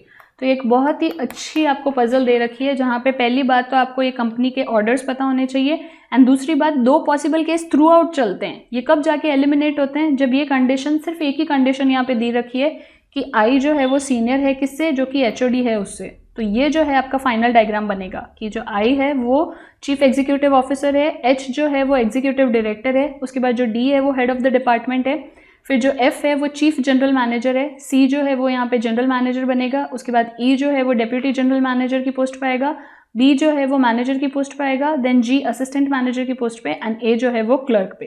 तो इस तरह से आपको ये वाला क्वेश्चन सॉल्व करना है। ओके, नाउ अगर हम लोग आंसर्स यहाँ पे डायरेक्टली अब कर लेते हैं, बिकॉज आपको पजल बनानी आनी चाहिए एंड देन आपको रिस्पेक्टिव क्वेश्चंस को आंसर करना है। तो इस केस में who among the following is DGM, तो आंसर आएगा ई।